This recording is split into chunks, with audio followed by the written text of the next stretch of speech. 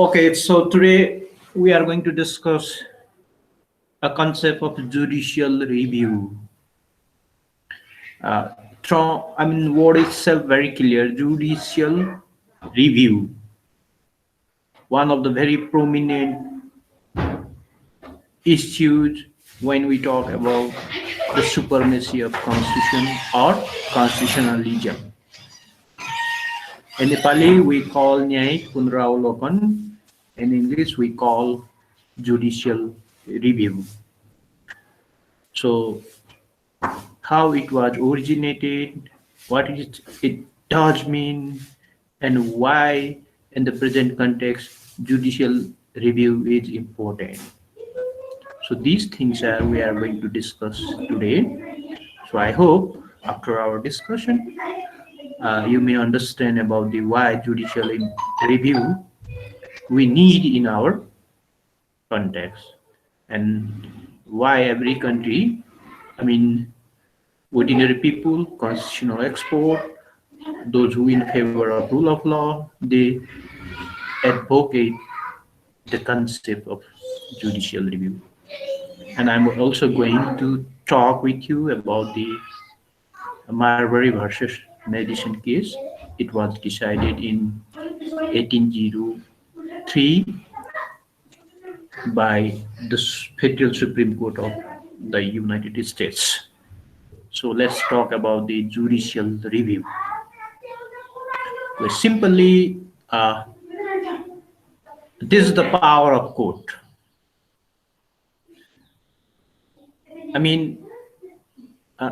Many people, those who believe in democracy, liberalization, and supremacy of law, rule of law, then they always want to know about either in that country they have a provision of judicial review is granted or not to judiciary. This is the one of the fundamental things to understand about in your country. You have the principle of judicial review, then it means whenever you get injustice or whenever your administrative officers perform their duty outside of the constitution or outside of the rule of law, then it means ordinary citizens shall have a right to get remedies from judiciary. So what I'm talking with you means judicial review means this is the power to judges, power to judiciary. They shall have a power to review the acts made by legislature or decision made by executive bodies, council of ministers, including subordinated of executive bodies. So simply this the power belongs to a judges or judiciary. Either they have a power to review the decision made by executive, council of ministers, or any ordinary office, subordinated office of executives. And another side, judiciary shall have a power to review the act, the laws made by the legislature or not. So it means if when the constitution confers such power to judiciary to monitor, to review the actions of executives and the promulgations laws by parliament to judiciary, so it means we can understand there is a provision of judicial review. In Nepali, I will tell you, कार्यपालिकाले गरेको निर्णयहरू, व्यवस्थापिकाले बनाएको कानुनहरू न्यायपालिकाले पुनरावलोकन गर्नु सक्छ कि सक्दैन भन्ने व्यवस्था छ कि छैन भन्ने कुरोको एउटा बेसिक फाउन्डेसन चाहिँ एउटा न्यायिक पुनरावलोकन अथवा जुडिशियल रिभ्यूको एउटा कन्सेप्ट हो।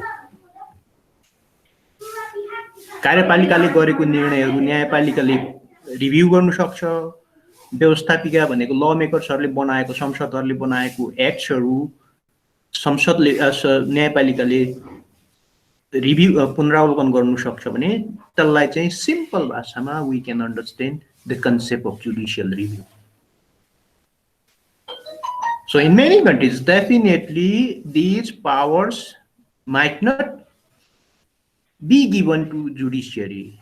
Whatever parliament made a law, that is final. Whatever decision made by the executives, that was final. So many countries, these provisions is not subject to jurisdictions of the court. In many countries. So let's talk. I have some PowerPoints. I will explain you. Okay.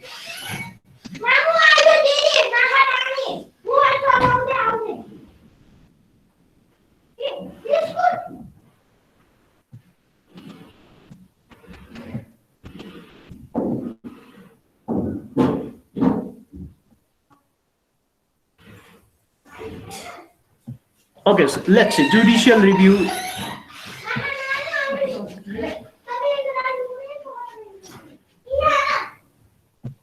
Okay, it means power of a court in a country to examine the actions of the legislative, executive, and administrative arms of the government.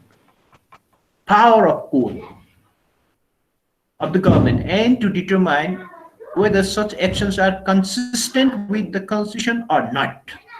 That's the foundation of concept of judicial review. So it means, I already told you, in many countries, they don't believe judiciary should be independent. When we talk about the power of judiciary, that's the fundamental things is either in your country, judiciaries are independent or not. If your judiciary is independent, then definitely the Constitution conferred this power to judiciary. I mean, if your judiciary is not independent, then I'm telling you, in that country, they don't have judicial review provisions. So first things, we need to understand in my country, my judiciary is independent or not. If your judiciary is independent, then definitely the judges or judiciary can exercise this judicial review power. In other words, suppose in your country or in any countries, if they don't have independence of judiciary, it means they can't exercise the power of judicial review. It means either legislature or executives, they think judiciary are or is the part of executives or part of legislature. So it means when we talk about the independence of judiciary, it means we need to be understand fundamentally we talk about the independence of judiciary. Whatever your rights has been taken by the executives, by the legislature, in that situation, Constitutions guaranteed how to get remedies, how to get remedies from violations of your rights. So we always believe independence of judiciary means our judiciary shall have a power to review the executive decisions and whatever law made by the executives, I mean legislatures. And if you think that laws violated your fundamental rights or violated or inconsistent with the Constitution, in that situation, we can challenge such decision. That is also part of judicial review. Okay, let's stop. Power of court. If your judiciary is not independent, then definitely judiciary shall not exercise power against the order of executives and order of, I mean, legislature of parliament. अथवा नेपालीमा भन्नु पर्दाखेरि मैले यो बुझाइसके भने तपाईहरुलाई अलिक सजिलो हुन्छ। हाम्रो न्यायपालिका चाहिँ स्वतन्त्र छैन, निष्पक्ष छैन, सक्षम छैन भने त्यस्तो न्यायपालिकाले कार्यपालिकाले गरेको निर्णयमाथि चुनौती दिन सक्दैन। अर्को भाषामा भन्नुपर्दाखेरि कार्यपालिका सक्षम छैन, कार्यपालिका स्वतन्त्र छैन, कार्यपालिका निष्पक्ष छैन भने विधायकहरूले बनाएको कानुनलाई रिभ्यू गर्नु, चुनौती गर्नु अथवा संविधानसँग बाजिएको छ भनेर भन्नु सक्दैन। त्यसले गर्दाखेरि power of judiciary in a country. So judicial review, when we talk about the judicial review, it means we need to understand before we enter into judicial review, either your country's judiciary system is independency, transparency, integrity, and prosperity or not. अब तपाईले के बुझ्नु सक्नुहुन्छ भने यो मैले भने तपाईको न्यायपालिका कस्तो छ त्यसको आधारमा तपाईको जुडिशियल रिभ्यूलाई अनुमान गर्न सकिन्छ। मैले अघि पनि भनेको छु, in many countries they don't grant this power to judiciary. They think judiciary is part of executives. They try to convince the citizens, okay, whatever we made decision, this and judiciary could approve this thing. Could approve this thing. न्यायपालिकाले बदर गर्ने हैन, यसलाई सदर गर्ने हो भन्ने खालको मानसिकता हुन्छ। In that situation, we don't get true meaning of judicial review. Okay? So, and the second one, let's talk about the if they are inconsistent, you know, the actions of the legislature, decision of the executive or administrative arms, if their actions are inconsistent with supreme law, definitely supreme law means this is the definitely we understand supreme law means rule of law or the constitution, then action judged inconsistent are declared unconstitutional and therefore null or void. न्यायपालिकाले चाहिँ त्यस्तो निर्णयहरू त्यस्तो कानुनहरूलाई चाहिँ सर्वोच्च कानुनसँग बाजियो भने null or avoid गर्न सक्छ. That is the concept of judicial review, power of court. Let's move third one. Judicial review is a type of court proceeding. Court proceeding, look at this, in which a judge reviews the lawfulness of a decision. Lawfulness. कस्तो हुन्छ भने simply ओ अदालतलाई चाहिँ तपाईको तपाईको कार्यपालिकाले बढुवा गर्नु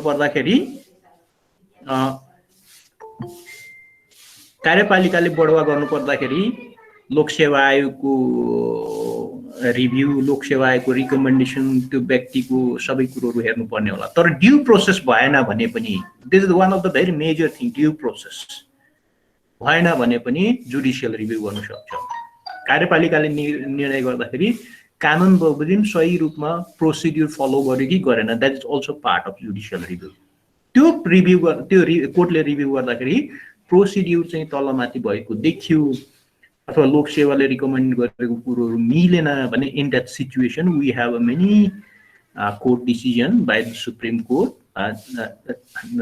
विशेष गरेर सरुवा बढुवाको सन्दर्भमा, नियुक्तिको सन्दर्भमा धेरै भएको छ। These are also part of judicial review. अथवा मैले यसमा के भने तपाईहरुलाई type of court proceeding in which जजेस review the lawfulness a decision or action made by public body in terms of government part, public body, मालपोत कार्यालय होला, CDO कार्यालय होला, तपाईको मन्त्रालयको निर्णय होला, तपाईको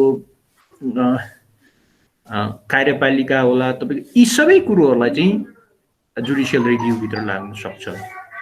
In other words, judicial reviews are challenges to the way in which decision has been made rather than the rights and wrongs of the conclusion reached.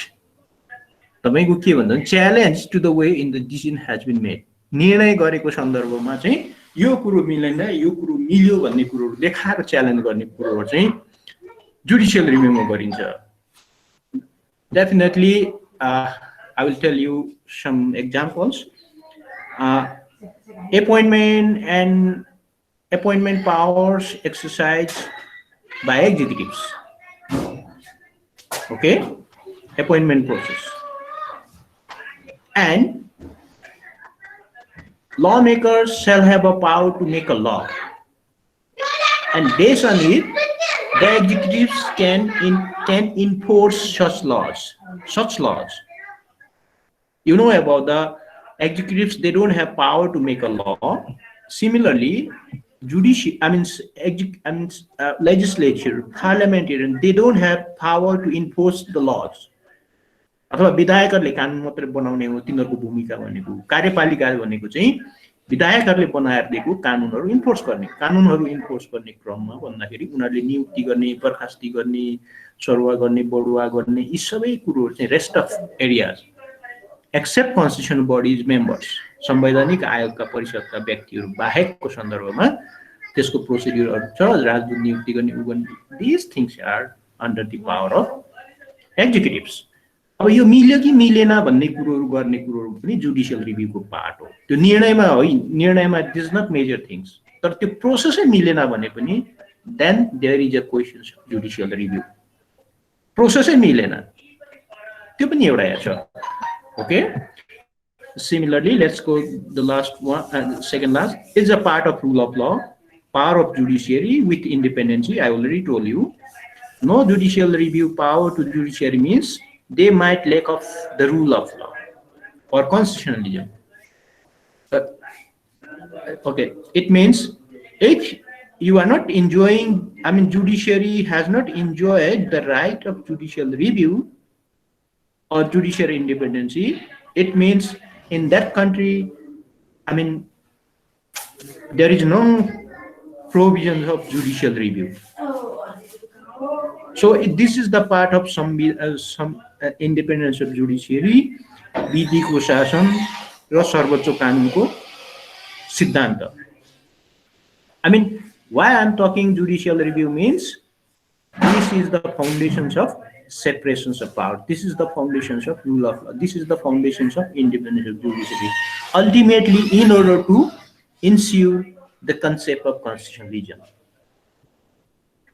जहाँ न्यायिक पुनर्विचार जुडिशियल रिभ्यूको राम्रो परिपालना छ त्यहाँ विधिको शासन छ त्यहाँ चाहिँ स्वतन्त्र न्यायपालिका छ त्यहाँनिर चाहिँ संविधानवादको पूर्ण रूपमा पालना भएको छ तर जहाँ चाहिँ छैन त्यहाँनिर चाहिँ lack of rule of law and constitutionalism भनेर बुझिन्छ भन्ने कुरो चाहिँ this the foundations for instance look at in England particularly they believe parliamentarian supremacy instead of separations of power and other principles. Even they don't believe independence of judiciary in England. So they have a very unique features in their system. Whatever the parliament made a law, no one can challenge it in England. Because they believe parliament is the representative of people and people shall have a power to make a laws on behalf of the people of England and representatives. They can make a law and no one can raise a question. Still they believe these things. अथवा इङ्ल्यान्डमा चाहिँ एउटा त्यो कस्तो छ भनेदेखि तपाईको संसदले बनाएको कानुनहरू न्यायपालिकाले रिभ्यू गर्न सक्दैन. Either and they don't believe judicial review they need. They don't believe. Despite that, the administrative functions or administrative decisions in British, England court review गर्छ तर still संसदले बनाएको कानुनमा चाहिँ review गर्न सक्दैन. They believe parliamentary supremacy. Therefore, we call they believe in parliamentarian supremacy. Why parliamentary supremacy means all parliamentarians they have been elected by the people of that country, so their representatives can exercise their sovereign power. So they don't believe in independence of judiciary, judicial review, and separations of judiciary. So I tell you, this is the example.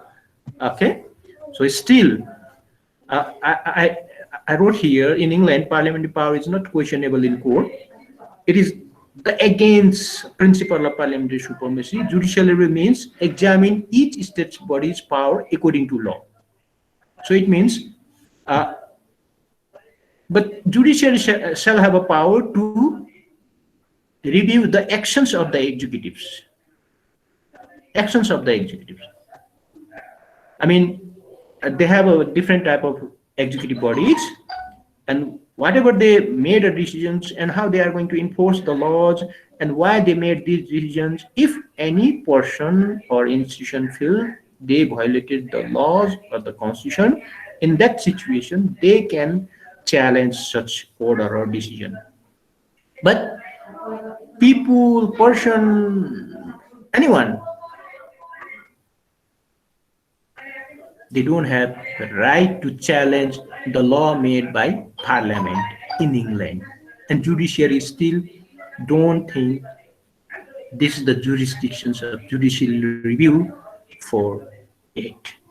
So, uh, judicial review derives from the historical power of the court to keep all bodies within their legal limit, lawful or due process procedure.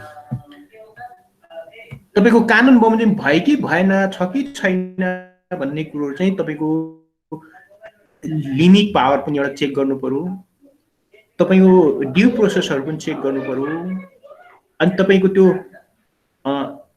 जस्तो तपाईँको एउटा अब पछि तपाईँ अब after 4 years, I mean 4.5 years later you know about the अदालतले सुनवाईको मौका बराबरी रूपमा दिएन भने अथवा कार्यपालिकाले निर्णय गर्दाखेरि एकतर्फी रूपमा गरेको निर्णयहरू तपाईलाई चित्त बुझेन भनेदेखि then you can raise a questions of judicial review, then you can raise a questions of due process. In that situation, court can review your case, court can review your appeal, court can review your applications. Okay? About, I'm talking about the principle. Let's come to this second slide.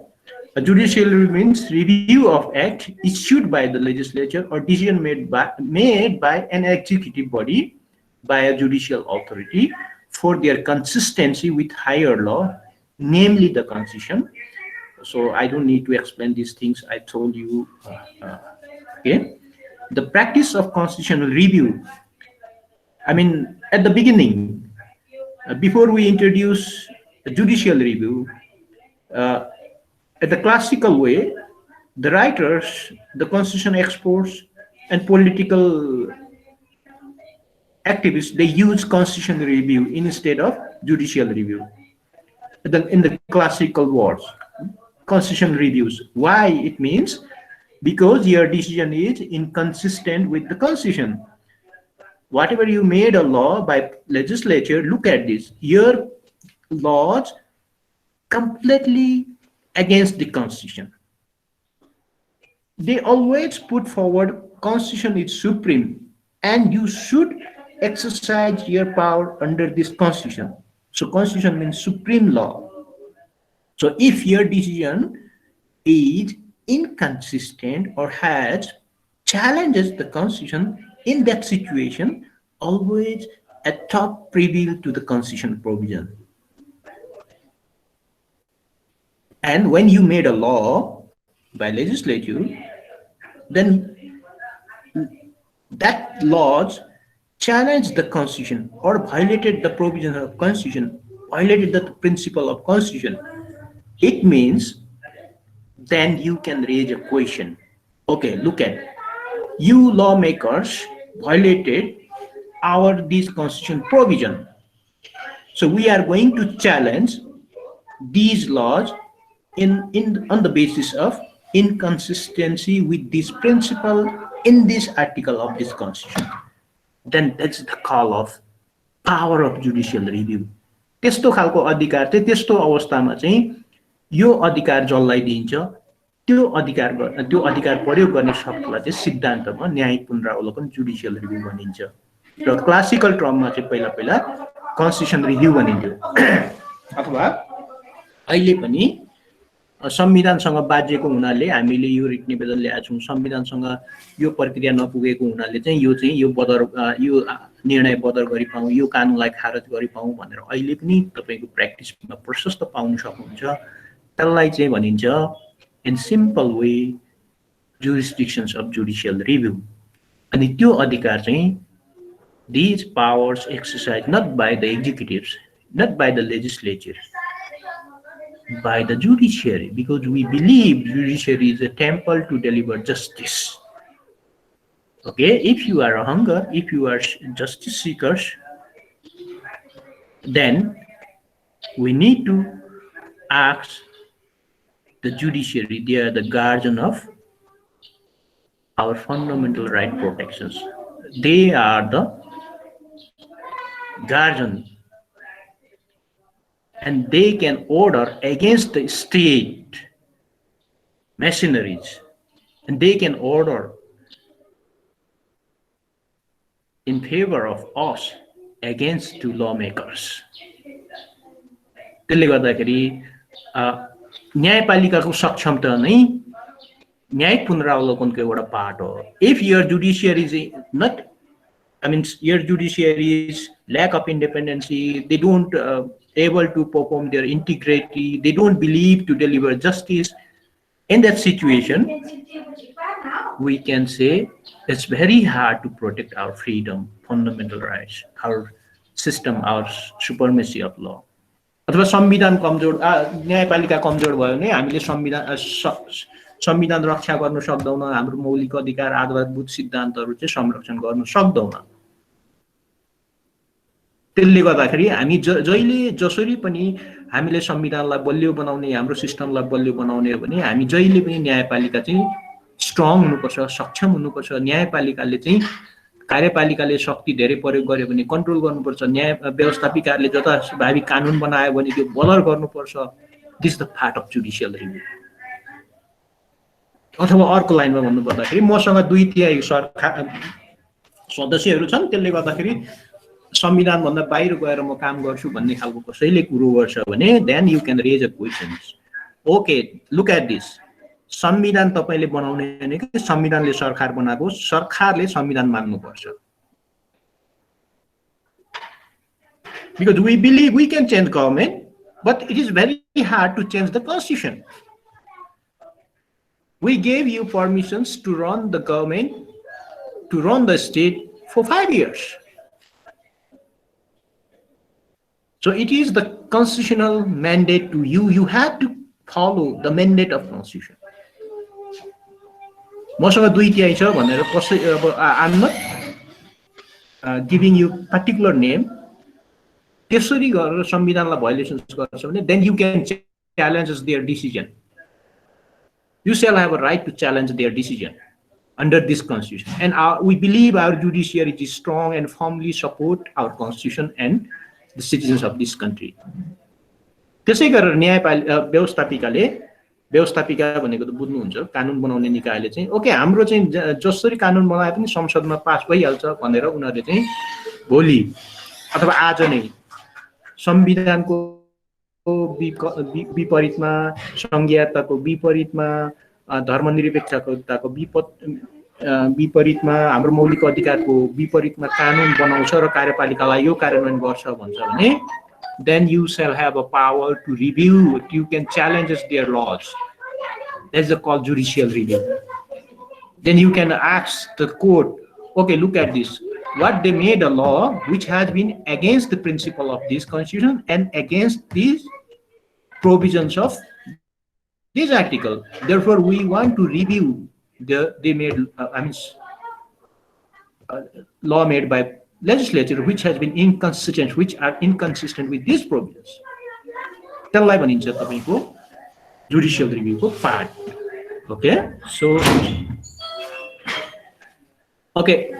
the practices of constitutional review, I told you in the classical word judicial constitutional review भनिन्थ्यो, but now at the present moment we can say judicial review, understood as the power of the court to interpret the constitution and refuse to enforce legislative provisions. Refuse to enforce. Okay, what decision constitution, therefore I order you are not going to enforce this year decision. Not only the Council of Ministers, including legislature,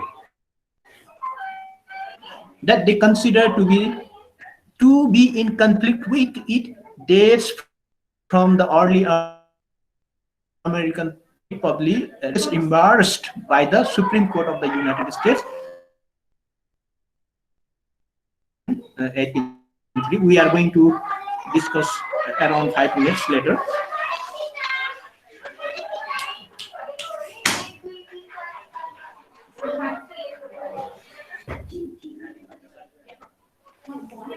So I'm talking later about the Marbury versus Madison case. Okay, it seems that the term was first used with regard to the process by the court monitor administrative agencies. First used. We believe court is more capable to monitor administrative agencies' decisions, their compliance with statutory requirements before it was extended to include the already well enriched process by which courts enforce constitutional law against legislature in the United States. Why I'm borrowing this concept means if you don't understand about the Marbury versus Madison case, it means you don't understand about the foundations of judicial review. I already told you in England, in Great Britain, they don't understand about the power of judicial review. But when we talk about the judicial review, we require in our constitution and we want that practices. It means we need to be understand about the American practices. Probably you are very familiar about Trump. He did many announcements and ordinary people and some states challenges the executive orders and courts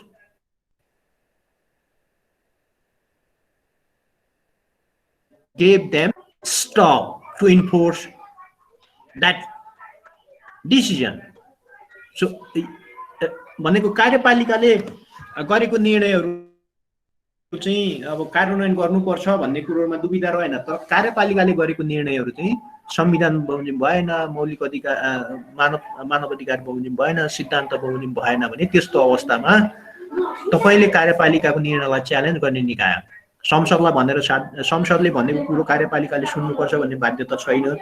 त्यस्तो अवस्थामा we people believe judiciary should be strong and judiciary's order should be enforced and oblique against legislature including us. त्यो भन्नुको तात्पर्य के भने judicial रिभ्यूको सिद्धान्त चाहिँ अमेरिकाबाट प्रतिपादित भएको हो। त्यसको फर्स्ट केस भनेको चाहिँ मार्बरी भर्सस मेडिसन हो, 1803 को केस हो। जुडिशियल रिभ्यूको कन्सेप्ट चाहिँ इंग्ल्यान्डमा छैन। इंग्ल्यान्डमा चाहिँ संसदको सर्वोच्च तहलाई मान्छन्। अहिले पनि तपाईको न्यायपालिकाले चाहिँ संसदले बनाएको कानुनहरू ब्रिटेनमा रिभ्यू गर्न सक्दैन। मन्त्री परिषदले गरेको निर्णयहरू पनि रिभ्यू गर्न सक्दैन, तर कार्यपालिकाको निर्णयहरूलाई चाहिँ रिभ्यू गर्न सक्छ भन्ने चाहिँ अहिलेको नयाँ प्र्याक्टिसमा चाहिँ इंग्ल्यान्डले पनि स्वीकारिसकेको छ। But when we want to know about the foundations and history of the judicial review, then we need to be understand about the case of Marbury versus Madison. It was decided in 1803 by the Federal Supreme Court of the United States. त्यो हामी पछि कुरो गर्छौं। Okay, now let's come in the United Kingdom. I told you, but I'm just read out these things. Were no judicial process to check the constitutionality of the statutory legislation.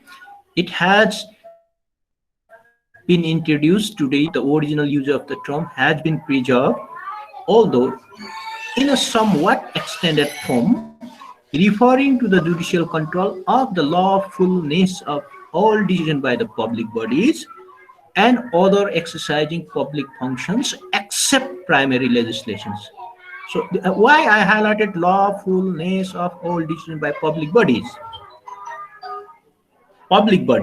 and primary legislations. Primary legislation means parliamentarian made laws, which are they call primary legislation, and judiciary shall not have to review primary legislations, but judiciary shall have a power to monitor, to review decision made by public bodies, either they are the lawfulness or not.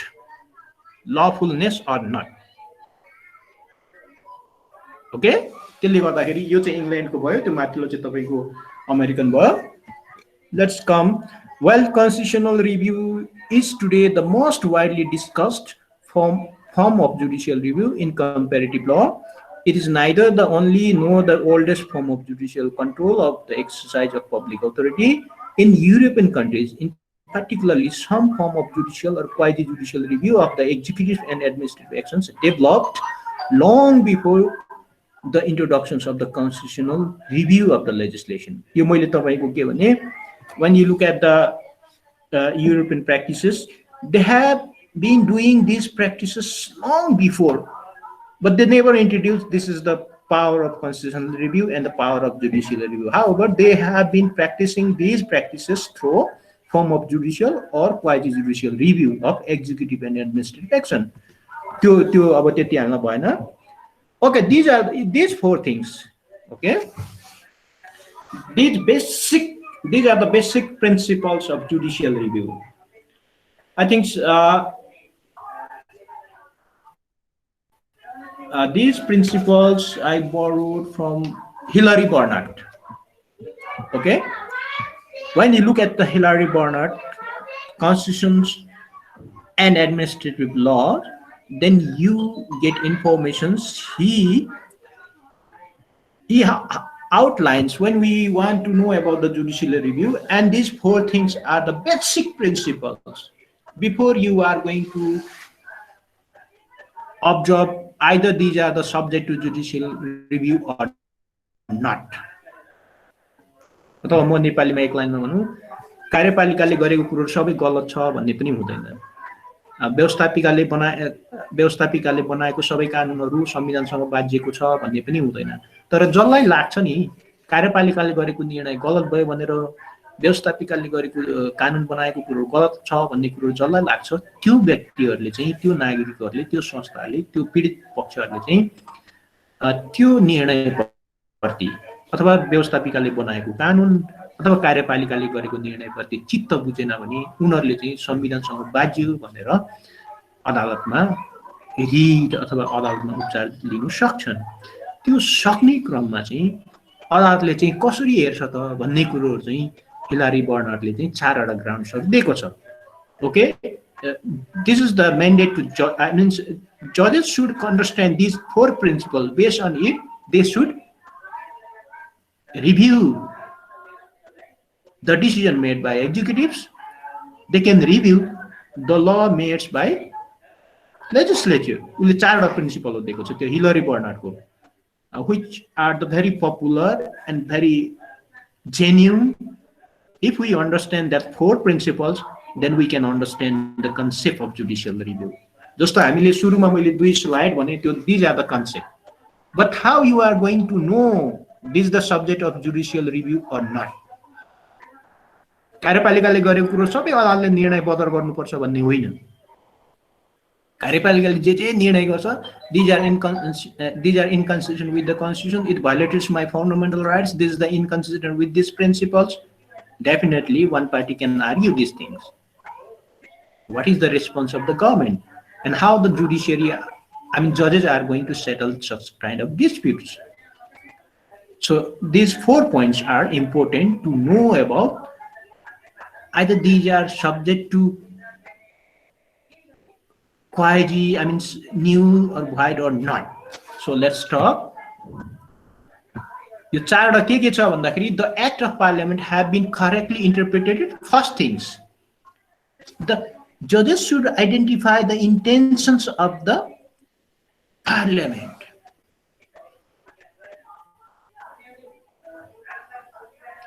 विधायकहरूले कानुन बनाउँदाखेरि दिएको अधिकारभित्र रहेर, विधायकहरूले दिएको कानुनभित्र रहेर कार्यपालिकाले सही व्याख्या गरेर त्यसको उद्देश्य बमोजिम, त्यसको प्रस्तावना बमोजिम, त्यसको लक्ष्यमा, त्यसको उद्देश्यमा प्रवेश गरे कि गरेन, पहिलो कुरो न्यायालयले हेर्ने त्यो हो.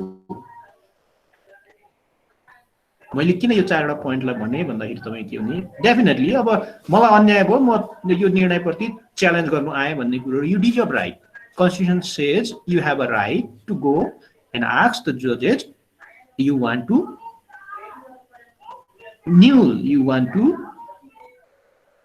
Change the decision. अब कोर्टले हेर्ने कुरोहरू चाहिँ यो ग्राउन्डमा कोर्टले युजली जजेसहरूले यो हेर्छ। त्यसरी निर्णय गर्दाखेरि पार्लियामेन्ट्स हेभ बिन करेक्टली इन्टरप्रेटेड अथवा त्यो ऐनलाई चाहिँ सही उद्देश्य बमोजिम व्याख्या गरियो कि गरिएन। Executives, subordinate administrative authorities, executives means Council of Ministers in our context, including legislature and judiciary itself, including न्यायालयले पनि सही ढङ्गले गरे कि गरेन।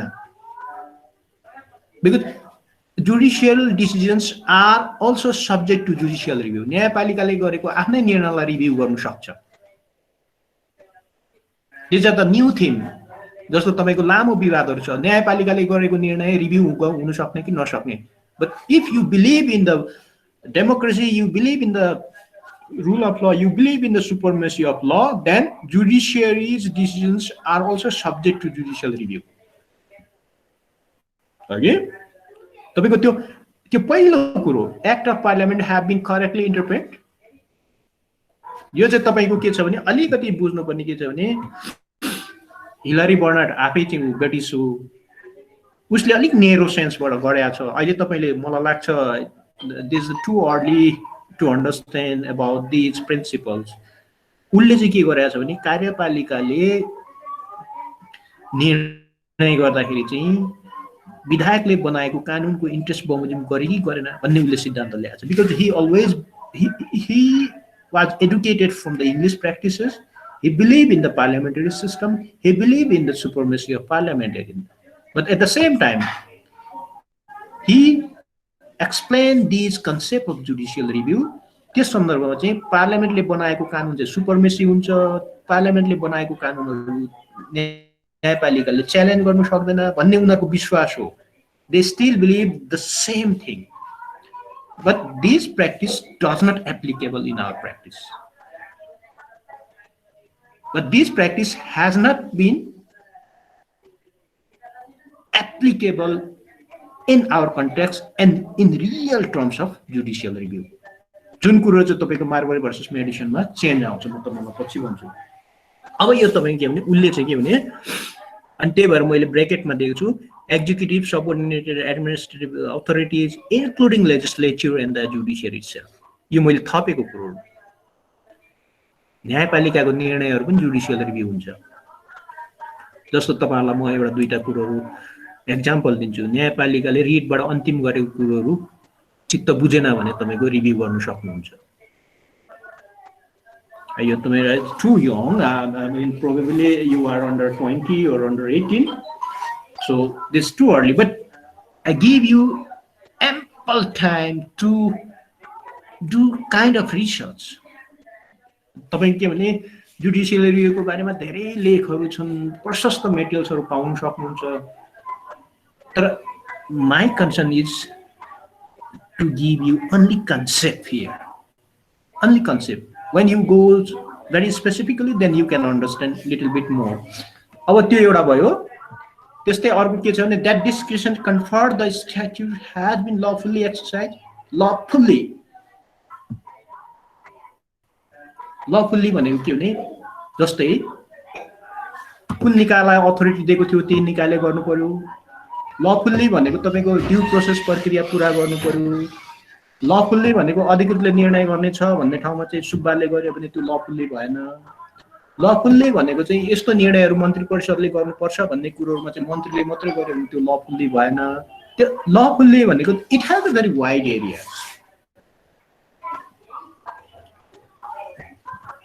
Why I'm telling these things lawfully means according to statutory provisions, according to conferred power, according to rule of law, according to trustworthy decision. Lawful भनेको नै तपाईको के भने कानुन बमोजिम रुल अफ ल हुनु पर्यो। त्यो भयो कि भएन अथवा ऐनले दिएको, नियमले दिएको, संविधानले दिएको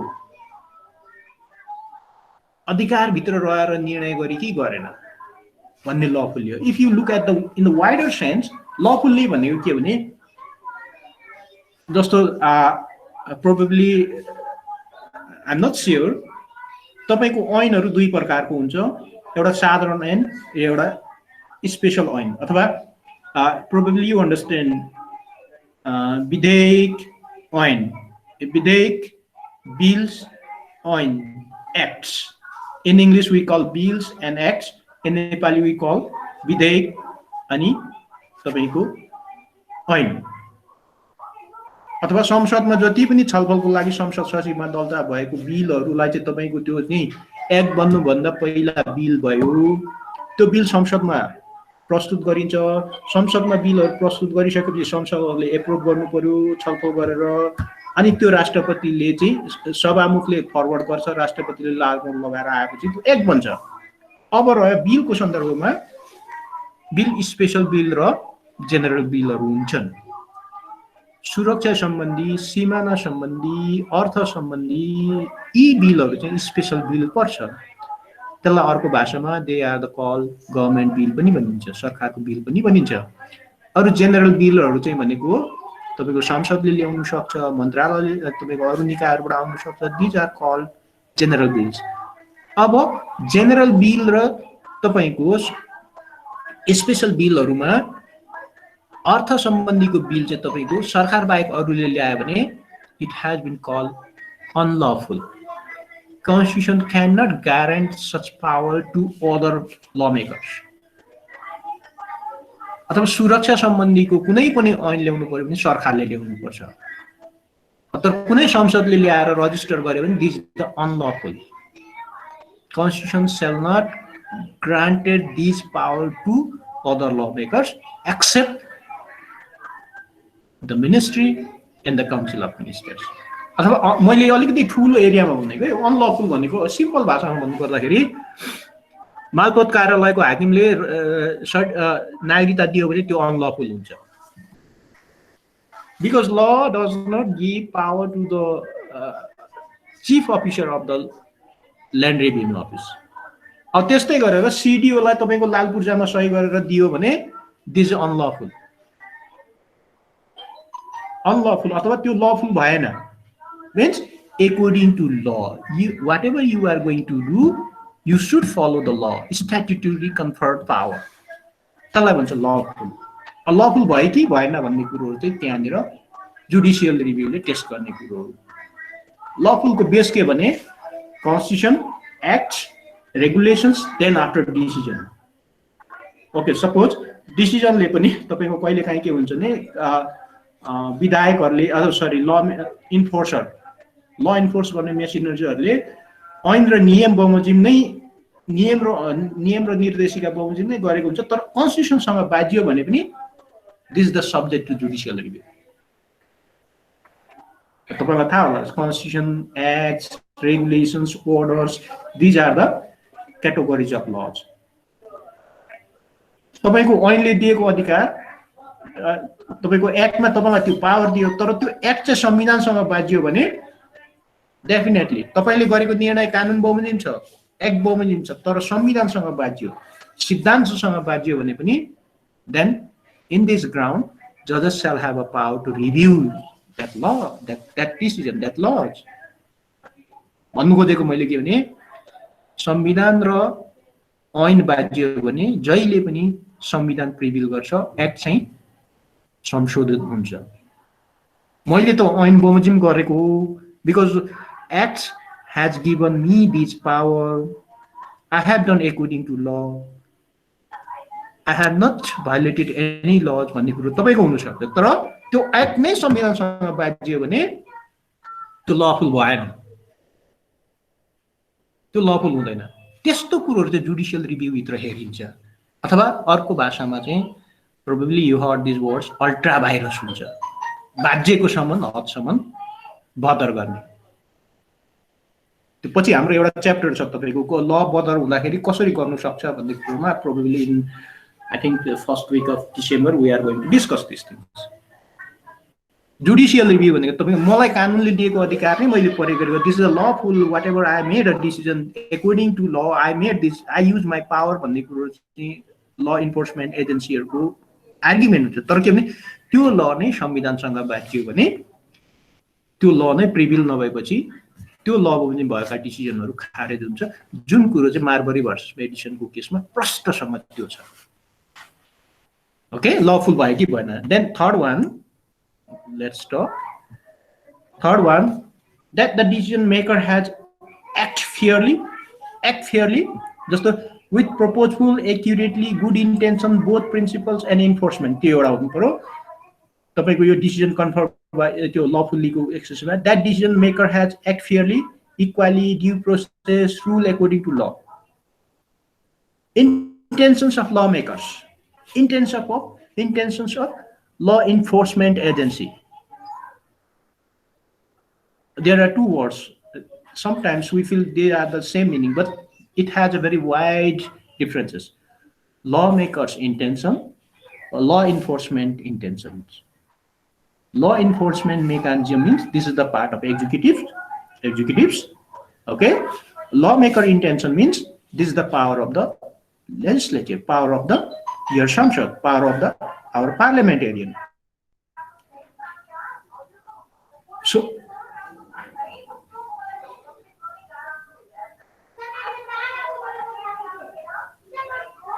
So it means law enforcement mechanism powers means whatever they made a decisions, either they follow according to law or not. They apply these laws appropriately or not. Whenever they made a decision, they made kind of unfair, they made a kind of superiority or inferiority, these are also subject of judicial review. Okay, भन्नु खोजेको के नि, ल enforcement mechanism भनेको कार्यपालिकाको part भयो, होला police होला, जिल्लाको अड्डा अदालत अफिसहरू सबै कार्यपालिका होला, including judiciary, including district courts, they are law enforcement mechanism. तपाईले हामीले मन्त्री मात्रै, संसद मात्रै, प्रधानमन्त्री मन्त्री मात्रै होइन, ट्राफिक पनि law enforcement mechanism, they are also part of law enforcement. तपाईको त्यो मात्रै होइन, तपाईको हाम्रो लोकल अथोरिटीजमा जो इलेक्टेड बडीजहरु छ कार्यपालिका, they all are law enforcement mechanism. They need to enforce laws according to given power, according to provisions of law, according to law. त्यहाँनिर चाहिँ इनइक्वल भयो, बायस भयो, त्यहाँनिर चाहिँ फेभरिटिजम भयो, त्यहाँनिर चाहिँ चार ताले र एक तारे झण्डाको बीचमा विवाद भयो, त्यहाँनिर चाहिँ यो पार्टी र उ पार्टीको भयो. These things are against the law. And then you can raise the subject of judicial review. भन्नुको दया के भन्ने, कर्णालीमा हरेक थोकले हेपिएको छ, कर्णालीको जनता भोकैले मर्दैछन् भने सरकारले के गर्नु पर्यो भने कर्णालीलाई बिस्तारै हेरौँ ल, अहिले काठमाडौँवासीलाई हेर्छु भन्ने खालको निर्णय गर्छ भने that is the unfair, that is the bias of the law enforcement mechanism.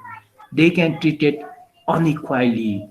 If you treat it unequally, then you are going to violate it constitution, you are going to violate it provisions of equality. So it means त्यो decision गर्दाखेरि त्यसरी ल बनाउँदाखेरि पनि fear, हामीले चाहिँ जस्तो पछि तपाईलाई होला, हामीले चाहिँ महिलालाई मात्र संरक्षण गर्ने गरी कानुन बनायौं, हामीले चाहिँ एउटा धर्मलाई मात्र समेट्ने गरी के कानुन बनायौं, हामीले चाहिँ एउटा पर्टिकुलर एरियालाई मात्र समेट्ने गरी कानुन बनायौं, तर त्यो कानुनले चाहिँ जस्टिफाई गर्दाखेरि त्यो देखिएन भने, जस्टिफाई गर्दा justify is the according to intention or not. This is the role of judges to identify, to indicate, okay, these laws has been made for particular sections of group, for particular period of time, for particular purpose. त्यसरी छ भने त्यो कन्स्टिट्युसनले दिएको कुरोहरुमा maybe affirmative action, maybe reservations, or maybe particular provisions मा त्यो ग्राउन्डमा ल बनाउन सक्छ, तर त्यसरी एप्लाई भएन भने then that is the role of judges. Okay, you made these laws, your laws shall not be consistent in this constitution provision. So in that situation, anyone can raise an issue of judicial review. भन्नु खोजेको के भने त्यो कानुन निर्माताले त्यसरी Fairlie apply गर्नु खोजेन। मैले example दिएँ नि, भोलि हिन्दू धर्महरुलाई मात्र प्रोटेक्सन गर्ने गरी कानुन बनायो भने त्यो तपाईको कन्सेप्ट अफ सेक्युलर स्टेटको एगेन्स्टमा हुन सक्छ। अनि तपाईको बुद्धिस्टले मुद्दा हाल्ला, तपाईको क्रिस्चियनले हाल्ला, तपाईको अनि त्यहाँ मुस्लिमले, अनि त्यो ललाई रिभ्यू गर्नु सक्छ कि सक्दैन भन्ने कुरो चाहिँ अनि जुडिसियरीको रोल आउँछ। हाम्रो लले सक्छ, अनि ल जजेसहरूले चाहिँ त्यतिखेर हेर्छ यो कानुन फेयरली छैन, इक्वाली छैन, यो चाहिँ तपाईँको पार्सियल, तपाईँको के छ, तपाईँको यो according to संविधान बमोजिम छैन, किनभने this is the against the principles of secular state. Therefore, these laws is no more enforceable. We are not going to accept this type of laws because these laws violated our constitutional provisions. Then judges shall have a power to declare ultra virus. So it means त्यो कुरो तपाईको प्रष्टसँग बुझ्नुपर्ने हुन्छ अथवा act fairly. मैले अहिले लेजिस्लेचरको भने in the same way the executives, they have to be followed fairly. Whenever they made a decision, they should follow a concept of fairness, concept of integrity, concept of equality, concept of justice to all, concept of propounded principles. अर्को लास्टमा चाहिँ that exercise power of public bodies does not violate human rights. अब यो चाहिँ तपाईको universally, अब liberalism, democracy, human राइट्सको एगेन्स्टमा जुनसुकै जस्तोसुकै खालको निर्णय आयो भने पनि we are not going to consider these laws are applicable. We are not giving you green signal, okay, you can enforce these laws. अब यो कुरो चाहिँ अब तपाई मैले यति नै भन्न सक्छु कि जुडिशियल यो त मैले अघि at the beginning I told you these four principles had propounded by Hilary Barnard. He was influenced by the British practices. Therefore, he borrowed these four principles by his experience. But when you look at the American practices and our practices and Indian practices, then definitely we have the more wider than these principles. अब तपाईको जहाँ अब independency of judiciary छैन, जहाँ चाहिँ विधिको शासन छैन, जहाँ चाहिँ तपाईको सुपरमेसी संविधानको मूल्य र मान्यता छैन, अथवा जहाँ अटोक्रेसी छ, जहाँ चाहिँ इलेक्सन हुँदैन, जहाँ चाहिँ डेमोक्रेसी छैन, जहाँ चाहिँ तपाईको लिबरलिजम छैन, त्यो ठाउँमा definitely they don't have power of judicial review to the judiciary, to the judges. They think judges are part of executives, but they think judges are also part of law enforcement machineries, and they don't have power to review our decision. They don't have power to review our acts. For instance, you can give very good example. In England, they don't think primary legislation is not subject to review by the judges, because they think lawmakers are the representative of people. We believe in supremacy of parliament. Parliament means the representative of people. Then people, whatever people want, then lawmakers must give that aspirations. They protect that aspirations. So therefore, in England, generally they don't believe judiciary shall have a power to review. But in another way, the executive bodies, whatever they made a decision, they can test either their decisions are lawful or not. Okay? So you चारवटा तपाईले हेर्नु होला बर्नार्डकोबाट मैले हेलर बर्नार्डकोबाट लिएको हो. Okay, these are the court control the exercise of government power. Okay, look at this.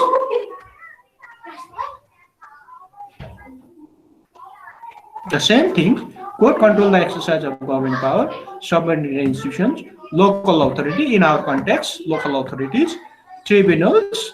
Tribunals, do you understand? Probably you understand. Or the न्यायिक निकायहरूलाई पनि tribunals भनिन्छ. Similarly, state agencies, which are government in nature. In nature of government, state agencies, local authorities, tribunals. Just to make other subordinate, quasi-subordinate agency are called tribunal. For instance, CDOs, I mean Chief District Officer. Malpot officers, tax officers, bond officers, they can exercise certain law powers because those who have the power to make a imprisonment and fine, then such powers can also subject to review. जसलाई थुन्ने र दण्ड जरिवाना गर्ने कैद गर्ने अधिकार हुन्छ जुन चाहिँ फुल्ली अदालत होइन तर तिनीहरूलाई त्यस्तो अधिकार दिएको छ भने त्यसलाई अर्धन्यायिक निकायहरू नेपालीमा भनिन्छ त्यस्ताले गरेको निर्णयहरू पनि जुडिसियल रिभ्यू गर्न सकिन्छ मैले एक्जाम्पल दिएँ जस्तो सिडिओ कार्यालयले दण्ड जरिमाना गर्ने र थुन्ने अधिकार छ त्यस्तै तपाईको बन्दको छ बन्दको मुद्दाहरू अहिले पनि डिएफओ ले हेर्छ त्यस्तै गरेर तपाईको ट्याक्सको केही अफिसरहरूले पनि त्यो सक्छ because they are not subject to fully judiciary power but they can make some decisions based on act laws those we call they can exercise their power under quasi judiciary अथवा नेपालीमा अर्धन्यायिक निकायको त्यस्तो निर्णयहरू पनि जुडिसियल रिभ्यू गर्न सक्छ अथवा एक लाइनमा भन्नु पर्दाखेरि सरकारको प्रकृतिको जसले काम गर्छ तिनीहरुको शक्तिहरुलाई चाहिँ लफुलनेस भयो कि भएन कानुन बमोजिम भयो कि भएन तिनीहरुले त्यसरी ल चाहिँ फेयरली एप्लाई गरे कि गरेन तिनीहरुले त्यस्तो खालको कानुनहरु एप्लाई गर्दाखेरि मानव अधिकार हनन गरे कि गरेन भन्ने कुरोहरु हेर्नलाई जुडिसियल रिभ्यू गर्न सकिन्छ भन्ने हिलारी बर्नाडको त्यो कुरोहरु हामीले पनि मान्छौं अब अर्को लाइनमा भन्नु पर्दाखेरि नेचर अनि गभर्नमेन्ट इन नेचर भनेको ल इन्फोर्समेन्ट गभर्नमेन्ट गर्ने एजेन्सीहरुलाई गभर्नमेन्ट इन नेचर भनिन्छ अथवा सरकारको प्रकृतिहरु because when we talk about the government it means they can exercise law enforcement power because they receive this power through our mandate means either they receive this power through acts means law making power legislature gives this power to them or the order of concerned authorities जस्तो गृहले आदेश जारी गर्यो भने whenever the गृह is going to issue order they need to be follow the power given in the act हैन गृह मन्त्रालयले जारी गर्ने यो कानुन बमोजिम यो कानुनको यो दफामा चाहिँ यसरी चाहिँ निर्देशन जारी गरिएको छ होला अब तपाईको पार्शियल लकडाउन होला तपाईको अथवा तपाईको के भन्छ अब हडताल पीस सेक्युरिटी मेन्टेन गर्नको लागि आदेश जारी गरेकोला यी यस्ता कुरोहरु भयो भने त्यो जुडिसियल रिभ्यू गर्न सक्छ जस्तो तपाईको अब I will give you one example मण्डलामा यति भेला हुनु नपाउने यो कुरो गर्नु नपाउने because our government has declared our council of ministers has declared that order I mean home ministry has declared that order and some right activists and some prominent lawyers they went to the Supreme Court and asked look at this we have a right to move freely we have a right to express openly and we have a right to assembly peacefully but this government decision has violated our rights guaranteed under this constitution therefore we are going to demand to issue the order such decisions shall be nullified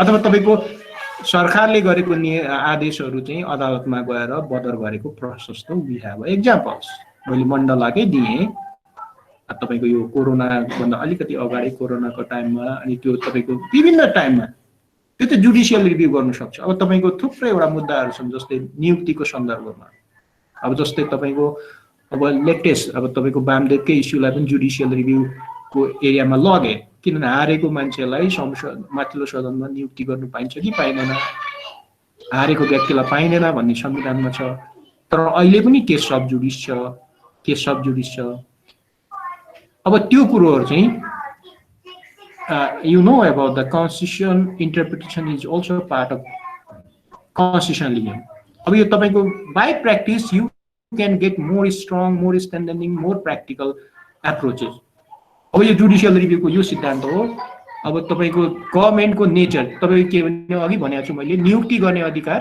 सरकारको संसद माथिल्लो सदनमा क्याबिनेटले recommend गर्यो राष्ट्रपतिले चाहिँ तपाईको नियुक्ति गर्यो this is the process according to our constitution तर कसलाई नियुक्ति गर्यो भन्दाखेरि एकपटक चुनाव हारेकोलाई गर्यो त्यस्तो व्यक्तिलाई मन्त्री बनाउन नपाउने भन्ने चाहिँ प्रष्ट व्यवस्था छ तर संसद बन्न पाउँछ कि पाउँदैन भन्ने कुरा चाहिँ ल इज साइलेन्ट ल साइलेन्ट त्यही मध्ये कन्स्टिट्युसन बेन्चको 5 जना श्रीमान मध्ये एकजना श्रीमानले चाहिँ संविधानको मर्म बमोजिम भएन, जनताको चाहिँ मर्म भएन, प्रजातान्त्रिक अभ्यासको मर्म भएन, चुनाव हारिसकेको व्यक्तिलाई फेरि संसदमा नियुक्ति गर्दाखेरि यो हाम्रो सिस्टमको अपमान भयो भन्ने गरेर त्यसलाई अङ्ग्रेजीमा डिसेन्डेन्ट ओपिनियन लेख्नु भएको छ।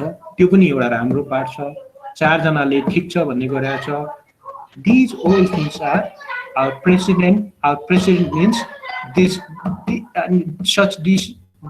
such orders always support to standing in our constitution.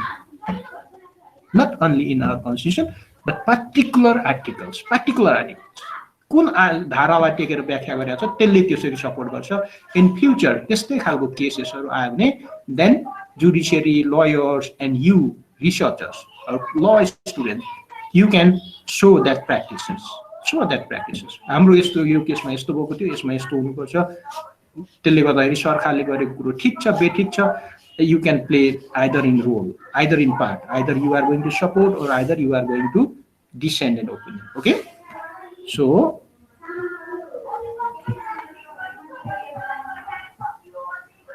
the tribunal must exercise their power in a lawful manner. I told already you.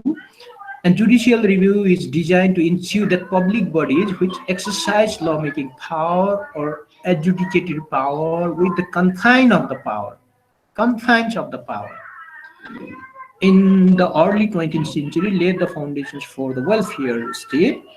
It leads to the establishment of tribunals of administration and adjudication more authoritative. अथवा तपाईको यो दुईटा मैले एकैचोटी गरे adjudicatory power or welfare state. In the 20th century, they believe we are going to establish welfare state. Welfare states in terms of whatever you made a decision, particularly the executives, you need to be considered to get benefit majority people in terms of health region, in terms of education, in terms of job employment, in terms of development. You always give majority as the priority in your decision. Hey? What happened? Finished?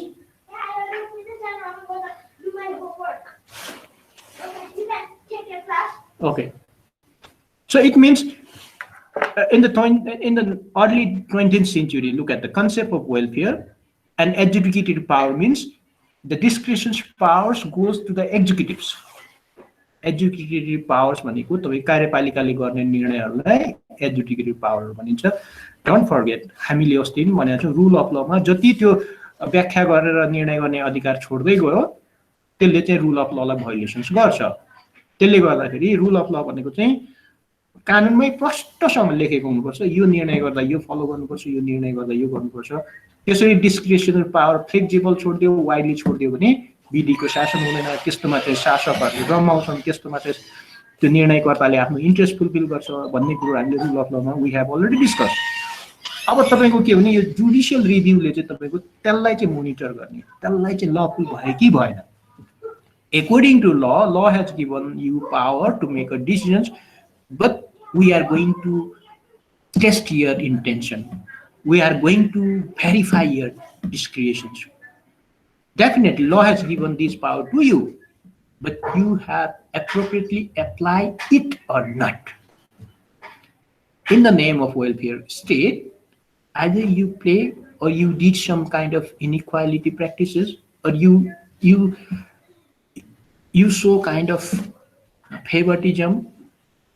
त्यो कुरो change गर्नको लागि तपाईको अहिले judicial review. अब त्यो तपाईको हिजो अब हामीले भने नि ट्रिब्युनल्सको कुरो आयो, त्यो तपाईको एडमिनिस्ट्रेटिभ काम छिटो छरितो हुनको लागि we give the power to the executives. But commission is there. When you apply these decisions, you consider the basic principles or not. त्यो चाहिँ कसले गर्ने भन्दाखेरि now it comes to the judicial review. I am repeating the same thing again. कार्यपालिकाले गरेको सबै गलत छ भन्ने हुँदैन, व्यवस्थापिकाले बनाएको कानुनहरु सबै गलत छ भन्ने हुँदैन. सही पनि हुन सक्छ, तर त्यति हुँदा हुँदै पनि जो पीडित छ, जसलाई चाहिँ सन्तुष्टि हुँदैन, जसले चाहिँ त्यो कुरो च्यालेन्ज गर्न सक्छ, त्यो विषयहरू चाहिँ न्यायालयको क्षेत्रभित्र पर्न सक्छ र त्यो न्यायालयले त्यस्तो सुनवाई गरेर या त अल्ट्रा भाइरस गर्न सक्छ या त executive decisions are correct. These laws is not inconsistent with the constitution. Okay, whatever the law made by the legislature, I think these are the okay. There is no questions of inconsistency भन्नु सक्छ. अब त्यसको लागि चाहिँ के चाहिन्छ भन्दाखेरि त्यो पीडितले त्यो भिक्टिमले suppose you are the justice seeker, first things you should believe the judiciary. Judiciary is independent. It maintains integrity. They deliver all justice freely, fairly, and independently. And no one can interfere to the judiciary, to the judges, even the executives and lawmakers. They don't have any kind of influence because judiciary are independent. You need to understand these things. न्याय दिने निकाय नै तपाईलाई शङ्का भयो कार्यपालिकाको influence हुन्छ, व्यवस्थापिकाको संसदले जे भन्यो त्यही मान्छ, अनि तपाईको उनीहरु चाहिँ इन्डिपेन्डेन्टली काम गर्न सक्दैन, उनीहरु चाहिँ निर्णय गर्नुभन्दा पहिला चाहिँ तपाईको शक्तिलाई भेटेर अथवा कुनै निकायलाई भेटेर निर्णय गर्छ भन्नुभयो भने then you can't get true meaning of judicial review, you can't get true meaning of independence of judiciary, you can't get your judges are independent and they can perform their duty to deliver justice. Because therefore, many writers, they can write, judges are the representative of God. Representative of God means God never do injustice.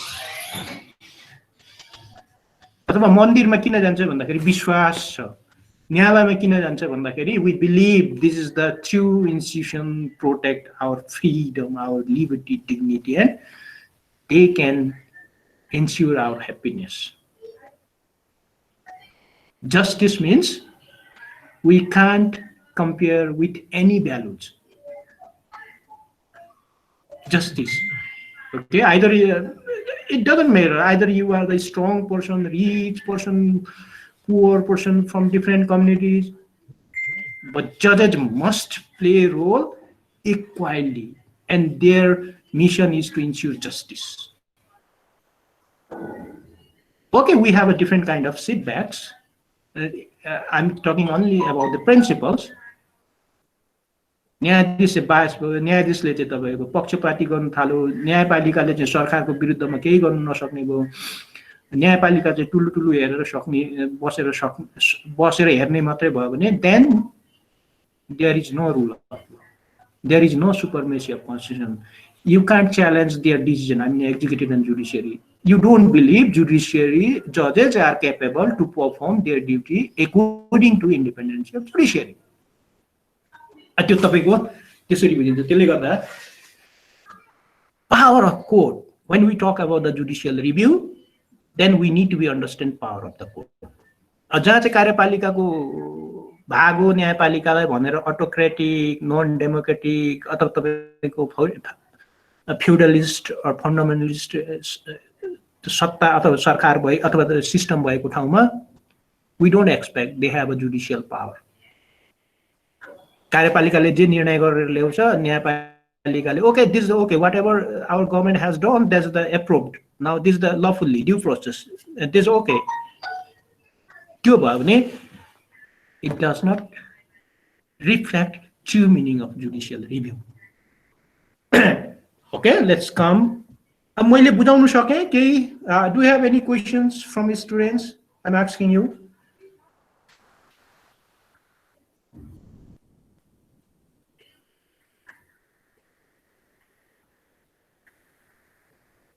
Judicial review. Guys, I know होला sir. अलिअलि बुझिँदैछ? बुझिरहेको छु sir अलिअलि. Okay, I hope so. किनभने this is the very beginning lecture, I mean beginning information. I don't think I will transform 100% the accurate information to you. I'm just giving you even a ray of hope. This is the beginning point. Then I will give you, I will suggest you, please go and read, look for informations about the concept of judicial review, how they apply every country is, okay? जहाँ चाहिँ विधिको शासन छैन, जहाँ चाहिँ लिखित संविधान छैन, जहाँ चाहिँ तपाईको फन्डामेन्टलिस्ट सरकार छ, जहाँ चाहिँ इलेक्सनै हुँदैन, जहाँ चाहिँ पिपुलहरूले डेमोक्रेसीको इन्जोय गर्नु पाउँदैन, अब त्यहाँनिर चाहिँ यो न्याय जुडिसियल रिभ्यू छ भन्ने कुरो चाहिँ कदापि सत्य हुँदैन। कदापि सत्य हुँदैन भन्नु खोजेको त्यस्तो त्यस्तो शासन प्रणाली भएको ठाउँमा जुडिसियल रिभ्यू हुँदैन। जुडिसियल रिभ्यू किन हुनुपर्छ भन्दाखेरि न्यायपालिका भनेको स्वतन्त्र निष्पक्ष छानबिन गर्ने हो। न्यायपालिका भनेको चाहिँ जनताहरूको नागरिकहरूको जीवन रक्षा गर्ने हो। न्यायपालिका भनेको चाहिँ शक्ति सन्तुलनको एउटा मेरुदण्ड हो। न्यायपालिका भनेको चाहिँ सर्वोच्चता हुनुपर्छ। न्यायपालिकाले आदेश गरेको कार्यपालिका व्यवस्थापिकाले मान्नुपर्छ। न्यायपालिका नै एउटा यस्तो निकाय हो कि हरेक सिस्टमलाई चाहिँ ट्र्याकमा ल्याउने। न्यायपालिका नै भनेको चाहिँ यस्तो हो कि हरेक इन्स्टिट्युसनहरूको शक्तिलाई चाहिँ केन्द्रीय तपाईको सेपरेट गरेर राख्ने, तिनीहरूको शक्तिलाई चाहिँ कन्ट्रोल गर्ने भन्ने कुरो जहाँ जहाँ विश्वास गरिन्छ त्यहाँ त्यहाँ चाहिँ न्यायिक पुनरावलोकनको प्रिन्सिपलहरू एप्लाई हुन्छ।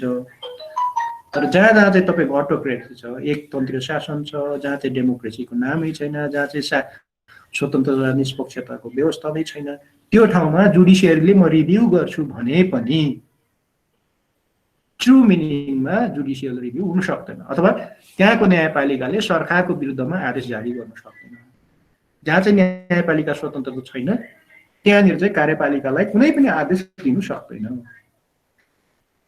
त्यो चाहिँ उनीहरूले चाहिँ कार्यपालिका न्यायपालिका व्यवस्थापिकाकै अङ्ग हो भनेर उनीहरूले व्याख्या गर्छन्। त्यसो भयो भने चाहिँ people are not enjoying their democracy, their freedom, and they don't believe about the liberalization system.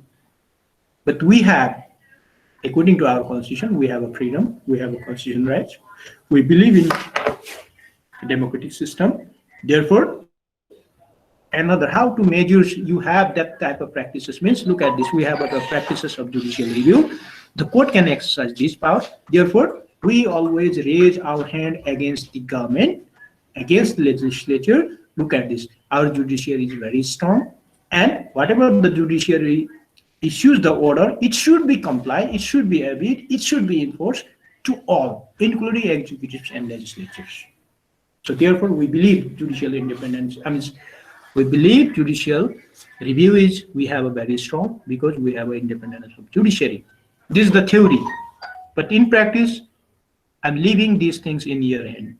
अब तपाईको न्याय कि पुनरावलोकन कति भएको छ छैन, you can look for any specific cases. Okay, so let's come to the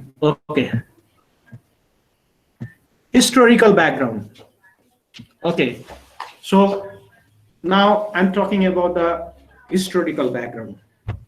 I already told you at the beginning, constitution writers, politicians, opposition parties, they use constitutional judicial review instead of judicial review, or constitutional reviews instead of judicial reviews, because they think whatever the government had done, that is against the constitution. Whatever the constitution, laws promulgated by the legislature, they think they were inconsistent with the constitution. Therefore, they use the constitutional review, usually considered to have begun with the exhortations by John Marshall, 4th Chief Justice of the United States.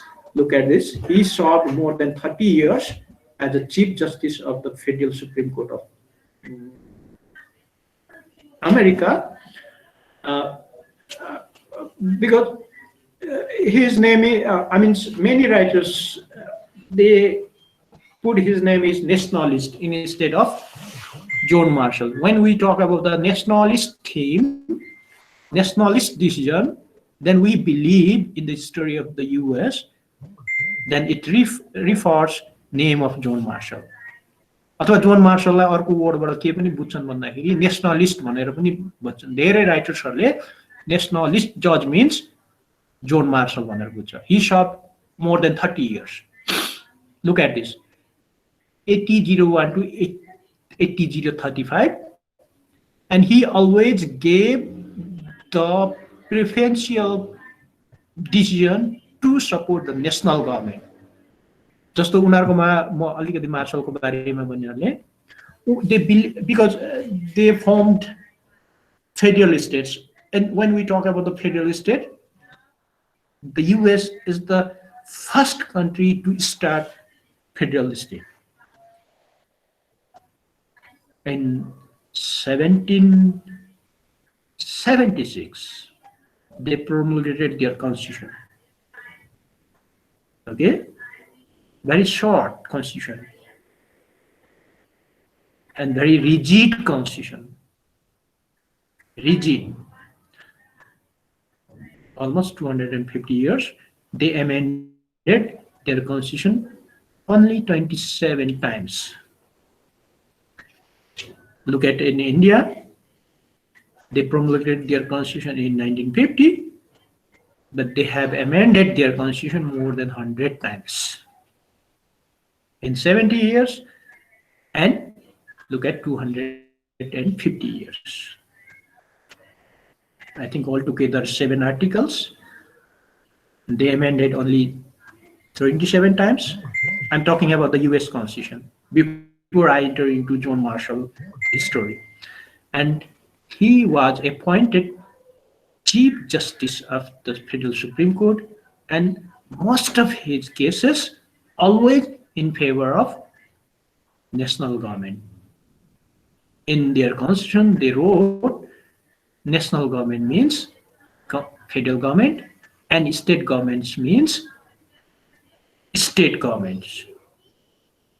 In their constitution, they wrote national government. अथवा US को constitution में हेर्नुभयो भने national government भनेको हामी federal government भन्छौँ, अनि उनीहरूको चाहिँ state government हाम्रो प्रदेश सरकार भने जस्तो लेखेका छन्। तर जोन मार्शल उले 30 वर्षभन्दा बढी समयसम्म उले चिफ जस्टिस भएर काम गर्यो, तर उनले जहिले पनि कसलाई सपोर्ट गर्यो भन्दाखेरि नेशनल गभर्नमेन्टलाई सपोर्ट गर्यो। हो तीबाट के सिद्धान्त आएको छ नि implied power by practice these powers belongs to me. Implied power. According to our article 58, probably you have the Constitution 2015. In 58 you can see Abhisishta Adhikar. In Nepali we call Abhisishta Adhikar in article 58, but they introduced later लेखेको पनि नलेखेको पावरहरु चाहिँ कसले प्रयोग गर्ने भन्ने सन्दर्भमा in the US Constitution लेखेको जति नेशनल गभर्नमेन्ट्सले नलेखेको जति चाहिँ state गभर्नमेन्ट्सले. Therefore in US we call the states are independent. States are independent in terms of using their power. फेडरलले दिएको कानुनहरु स्टेटले मान्नुपर्छ भन्ने छैन.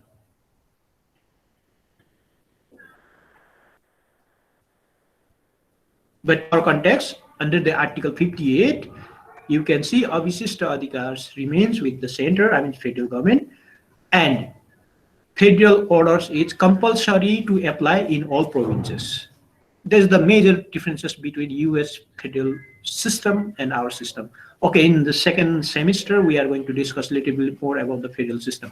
Okay, then Marshall, in the Marbury versus Madison case, that the Supreme Court of the United States had the power to invalidate legislation enacted by Congress. It was the first time.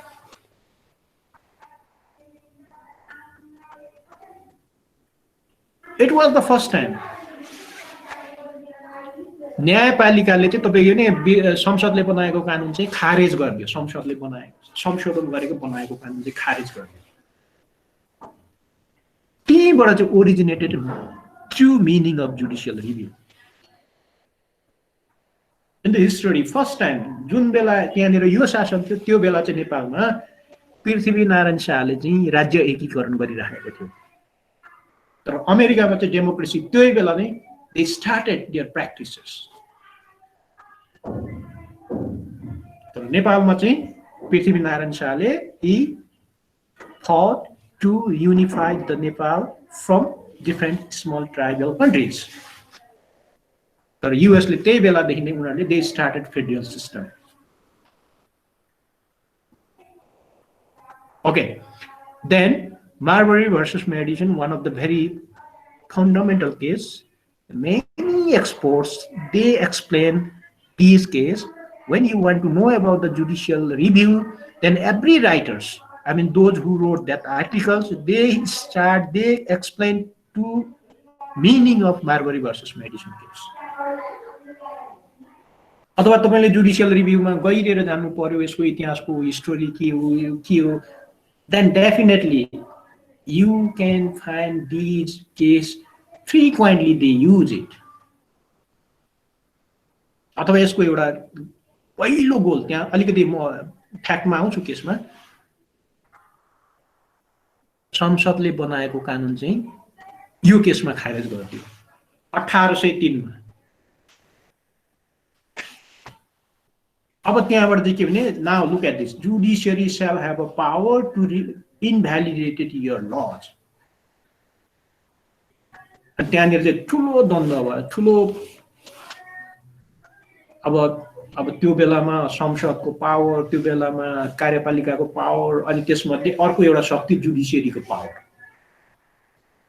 अनि न्यायपालिकामा पनि हामीले बनाएको कानुन खारेज गर्न सक्ने कस्तो अधिकार हो it was the question mark and it gives new principle a concept of judicial review it gives new birth new principle then judiciary shall have power to review your all performance according to law or either you followed lawfully or not or whatever you made a law these laws are consistent or inconsistent with the constitution these we are going to test these things we are going to identify the true meaning of this your work your decision तपाईं त्यो एउटा नबिर्सिनु होला मैले historical background भने independence judiciary rule of law constitutionalism with written constitution should ensure judicial review so it means how they exercise this power under the chairmanship of the John Marshall they believe independence of judiciary they believe rule of law they believe constitutionalism they believe written constitution has conferred this power to judiciary त्यो भयो भने मात्रै judicial review चाहिँ ensure हुन्छ concept of ultra virus means if any decision any laws inconsistent with the constitution or particular articles of this constitution either they inconsistent partly partially fully or whatever then that part should be ultra virus that part should be invalidated that part should be nullified or void अथवा तपाई के हुन्छ भने ultra भाइरसमा सबै ऐन कुनै दफा मात्रै कुनै निर्णय मात्रै कुनै आदेश मात्रै त्यो पार्टिकुलर जुन जुन कुरोहरु बाजिन्छ त्यो कुरो बाजेकोलाई चाहिँ त्यो संविधानमा पनि बाजेको हुनाले त्यो सुप्रिम लसँग बाजेको हुनाले त्यो सिद्धान्तसँग बाजेको हुनाले we declare this is the ultra virus concept of ultra virus judicial review सँगै जोडेर आउँछ judicial review मा सक्सेस भयो न्यायपालिका सफल भयो भने then they declare this the ultra virus okay or null or void decision made by executive or subordinate institution even partially or all law made by parliament अब कानुन संसदले बनाएको एउटा दफा अथवा सबै कानुन नै त्यो कुरो पनि अल्ट्रा भाइरस भित्र पर्छ be declared shall be declared non applicable if it is inconsistent with conferred power or supreme power I told you many times these things let's come to the fact of the Marbury versus Madison case okay कसरी चाहिँ त्यो ल इनभ्यालिडेट गर्यो भन्ने कुरा चाहिँ I'm telling you these are the very short I mean look at this and more one slide Thomas Jefferson defeated John Adams in the 1800 presidential election. For instance, John Biden and the Trump, the same things. Thomas Jefferson ले चाहिँ तपाईको अदाम्सलाई चाहिँ चुनावमा हरायो presidential चुनावमा कहिले भन्दाखेरि 1800 AD मा अनि जेफरसनले चाहिँ office before Jefferson took the office on March 4, 1801, Adams and Congress passed the Judiciary Act of 1801. किनभने Adams, he knows he is going to leave the office before March 1801. And Adams and Congress, they amended the Judiciary Act of 1801. They amended, which created new courts and added some judges, vacancy of judges, and gave the presidential more control over appointment of judges, And you know that judges of judges, I mean, president of the U.S., he or she shall have a power to appoint the judges. Therefore, the principle is there. All kind of appointments exercised by judiciary, exercised by executives. अथवा नियुक्ति गर्ने जति पनि अधिकारहरू त्यो कार्यपालिकाको.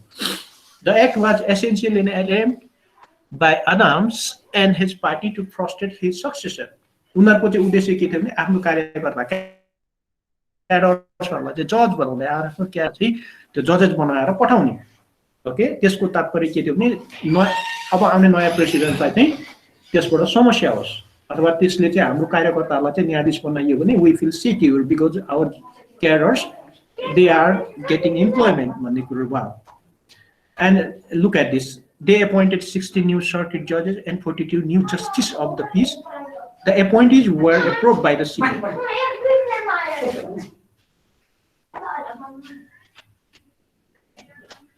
जजेस नियुक्तिको प्रक्रियामा सिनेटले एप्रुभ गर्नुपर्ने थियो.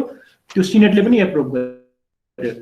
तर चाहिँ एउटा चाहिँ के भएको थिएन भने but they would not valid until their commissions were delivered by the Secretary of State.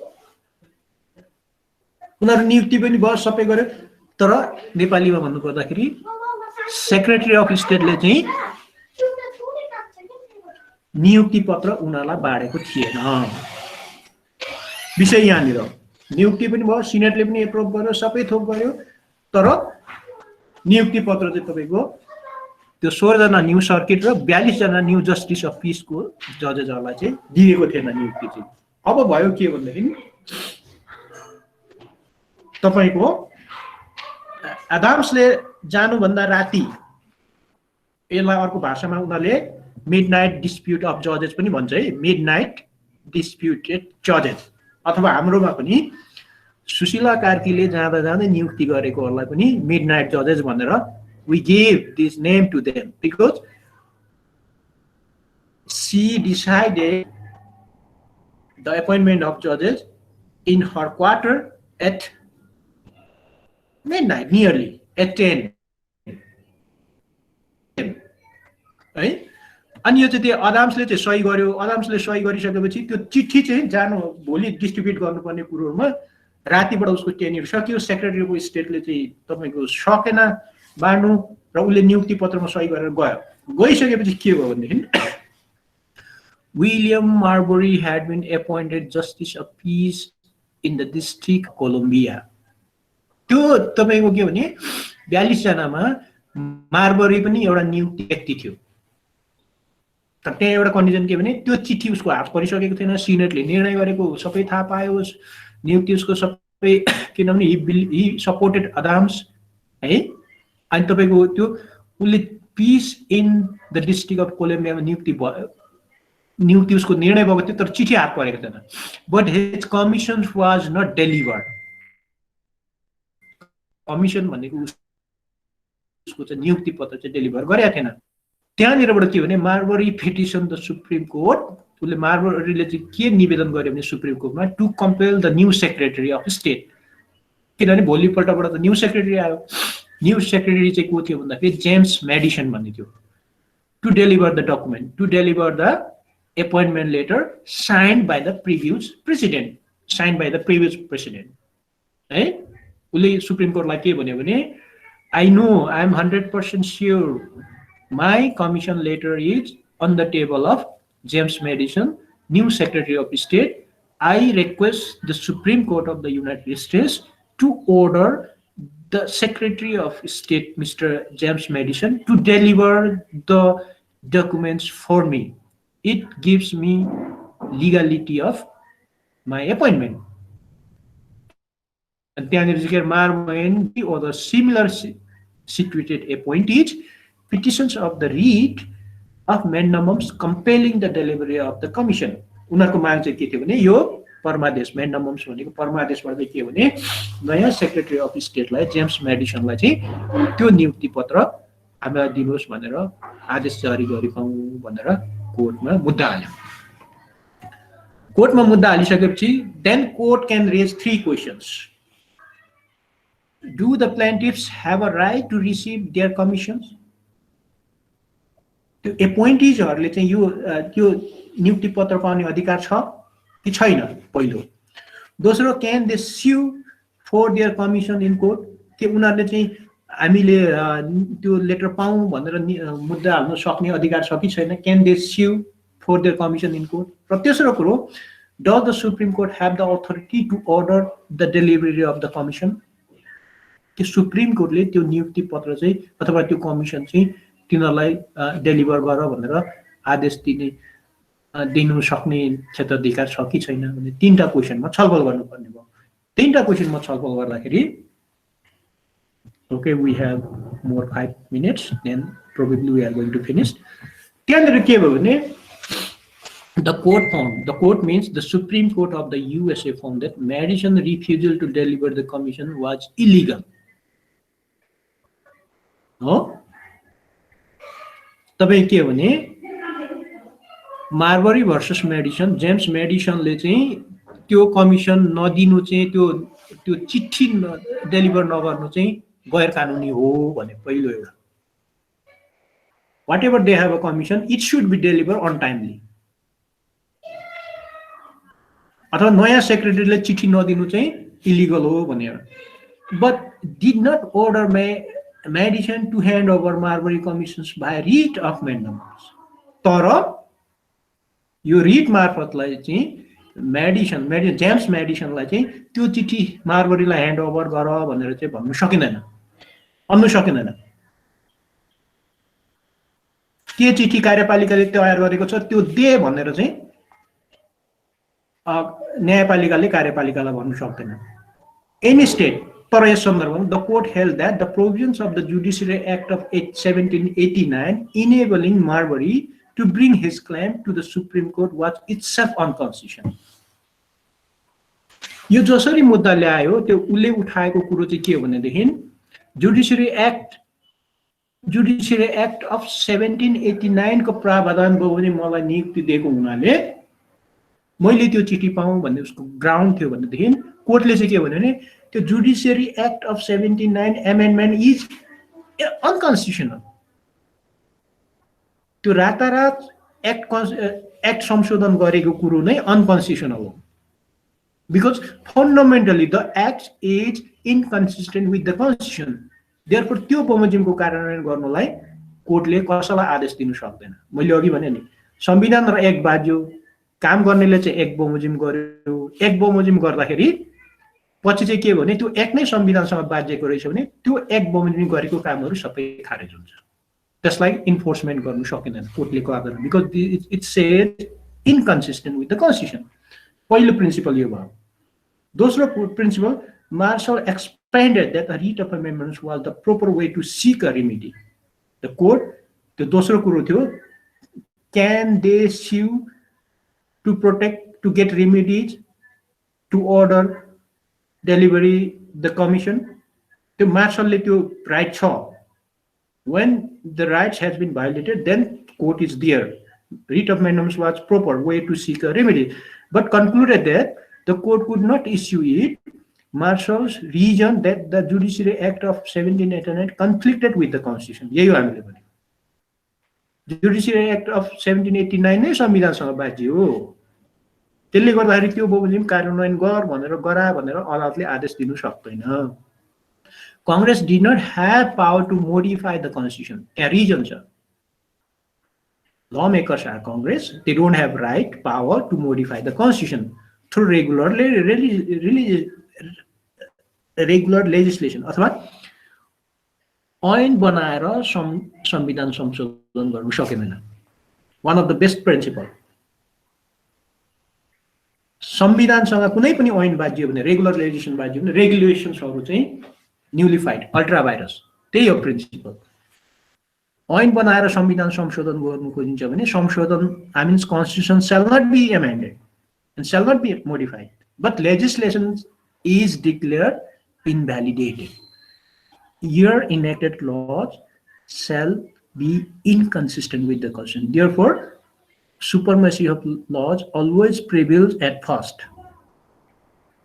है त्यो तपाई के भने त्यो कांग्रेसलाई चाहिँ कानुन बनाएर संविधान संशोधन गर्ने अधिकार छैन त्यही भएर तपाईको because supremacy clause places the constitutions before the laws. Supremacy clause चाहिँ जहिले पनि कन्स्टिट्युसनमा आउँछ सुपरमेसी त्यो विवाद ऐनहरुको विवाद भयो र संविधानसँग बाजियो भने always constitution shall prevail at first.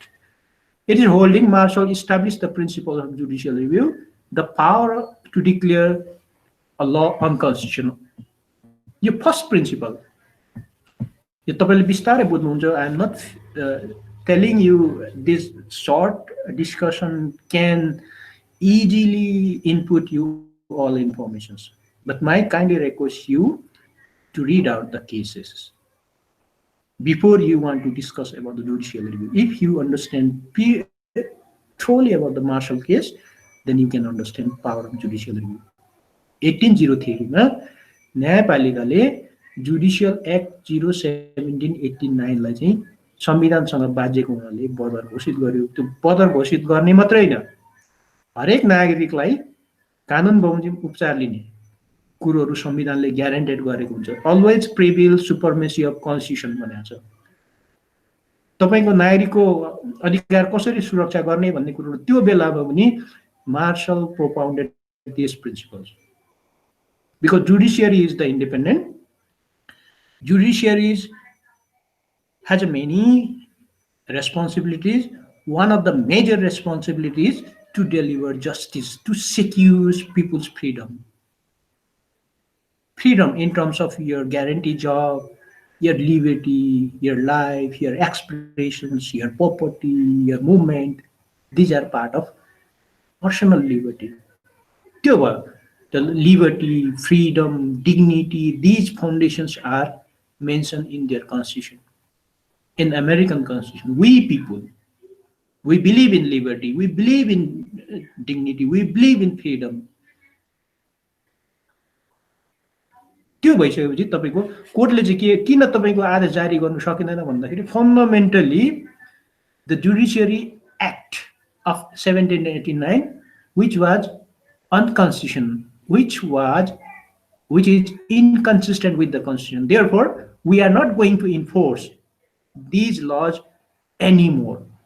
अब तपाईको कानुन नै तपाईको संसदले बनाएको कानुन नै संविधानसँग बाजिँदैन र खारेज गरिन्छ भने त्यो बमोजिम भएको आदेशहरु कामहरु गर्नलाई कोर्ट त्यो गराउनलाई कोर्ट बाध्य हुँदैन. अल्ट्रा भाइरस त्यहाँबाट जुडिशियल रिभ्यू आको यो होला. अब सेपरेसन अफ पावर तपाईले आफै गर्नु होला, यो त्यस्तो छैन. I think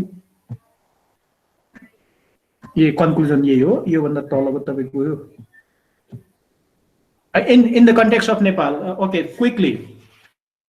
Article 1, Article 46. I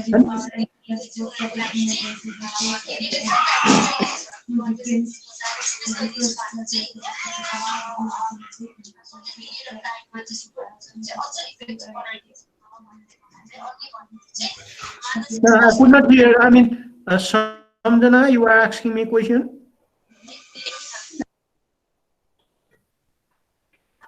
Samjana, you have any question? No, sir. Okay, but I listen some kind of sound, so therefore I'm asking you. Okay, in the context of Nepal, you can see preamble of the Constitution of Nepal. It has been mentioned independence of judiciary. भनेको निष्पक्ष न्यायपालिकाको अवधारणा भन्ने एउटा शब्द छ. निष्पक्ष means independency. When we talk about the nispakcha in Nepali, then English we call this the independent. I mean nispakcha swatantrata, swatantra न्यायपालिका. And Article 1, supremacy clause. If any law is inconsistent with this constitution, with this article, then that laws shall be invalidated from the first day. भनेको जुन बेलादेखि बाजिएको छ त्यही मितिदेखि. Okay, you can see Article 1. Article 46, if lawmakers and the executives violated your fundamental rights, then you have a right to constitutional remedies. 46. तपाईको मौलिक अधिकार कार्यपालिकाले र विधायकहरूले कानुन बनाएर कार्यपालिकाले निर्णय गर्दा खारेज तपाईको इन्कन्सिस्टेन्सी भयो भनेदेखि constitutional remedies, Article 46. Similarly, Article 126 and 28, and then the 26, judiciary shall have a power to interpret the constitution. Power to interpret the constitution. भनेको यो मिनिङ के हो भन्ने कुरो न्यायपालिकाले गर्छ. 28 को 2 मा चाहिँ तपाईको whatever the order delivered or judgment delivered by the courts or particularly to the Supreme Courts, then it shall be enforced and be complied to all, including us, executives and judiciary. They are also part of judicial review. And Article 133 and 144, what type of cases the judiciary shall have a jurisdiction.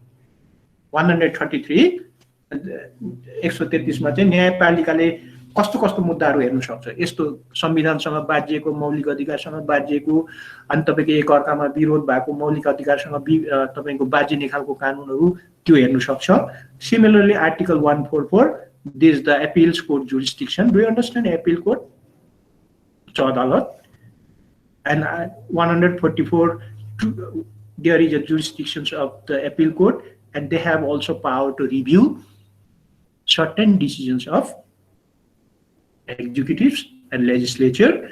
And these articles, they cover the power of judicial review in our constitution. अब यो मैले सार संक्षेपमा भने यो छ यति हेरेपछि तपाईहरुले बुझ्नुहुन्छ. र आई थिंक अब यो सेपरेसन अफ पावर त्यस्तो छैन इम्पोर्टेन्ट म बीच-बीचमा भन्नुला. Okay, today probably I cover my today's discussion topics, subtopics from the Marbury versus Madison to our Nepal constitution provision, and I gave you Hillary Bernard's principle, and I also explained you about the concept of judicial review and also our provisions in constitution. निष्पक्ष न्यायपालिका भन्ने नै शब्द छ, निष्पक्ष नै छ. Let me see.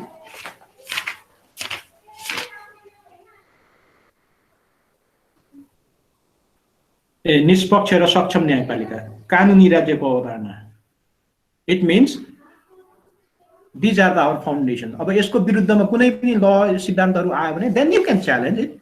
These are the subject to judicial review and the power exercised by the judiciary, and judiciary shall either declare ultra virus or not. This is the subject to judges' role, judges' power, and we need to be believed about their capability. Then after you can easily understand or easily you can analyze this in your own way.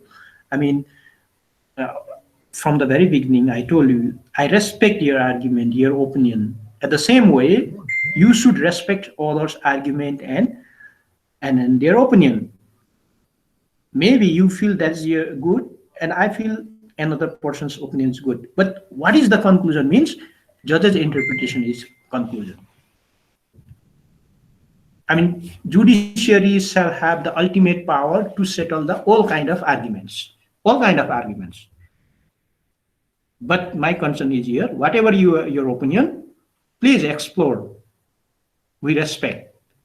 Whatever my argument, maybe you differ or you maybe agree. We respect each other. But what is the true meaning of that argument? This ultimately goes to the judiciary. I told you 128.2, you can see there. संविधान सम्बन्धीको कुनै पनि विवादहरूको अन्तिम व्याख्या गर्ने अधिकार सर्वोच्च अदालतलाई छ. अझै त्यसलाई स्पेसिफिक गर्ने हो भने संवैधानिक बेन्च छ, constitutional bench, and they can exercise this power. And there are 5 sitting judges. They can decide true meaning of the constitution. I mean, article of this constitution, any article. Okay, any questions from students?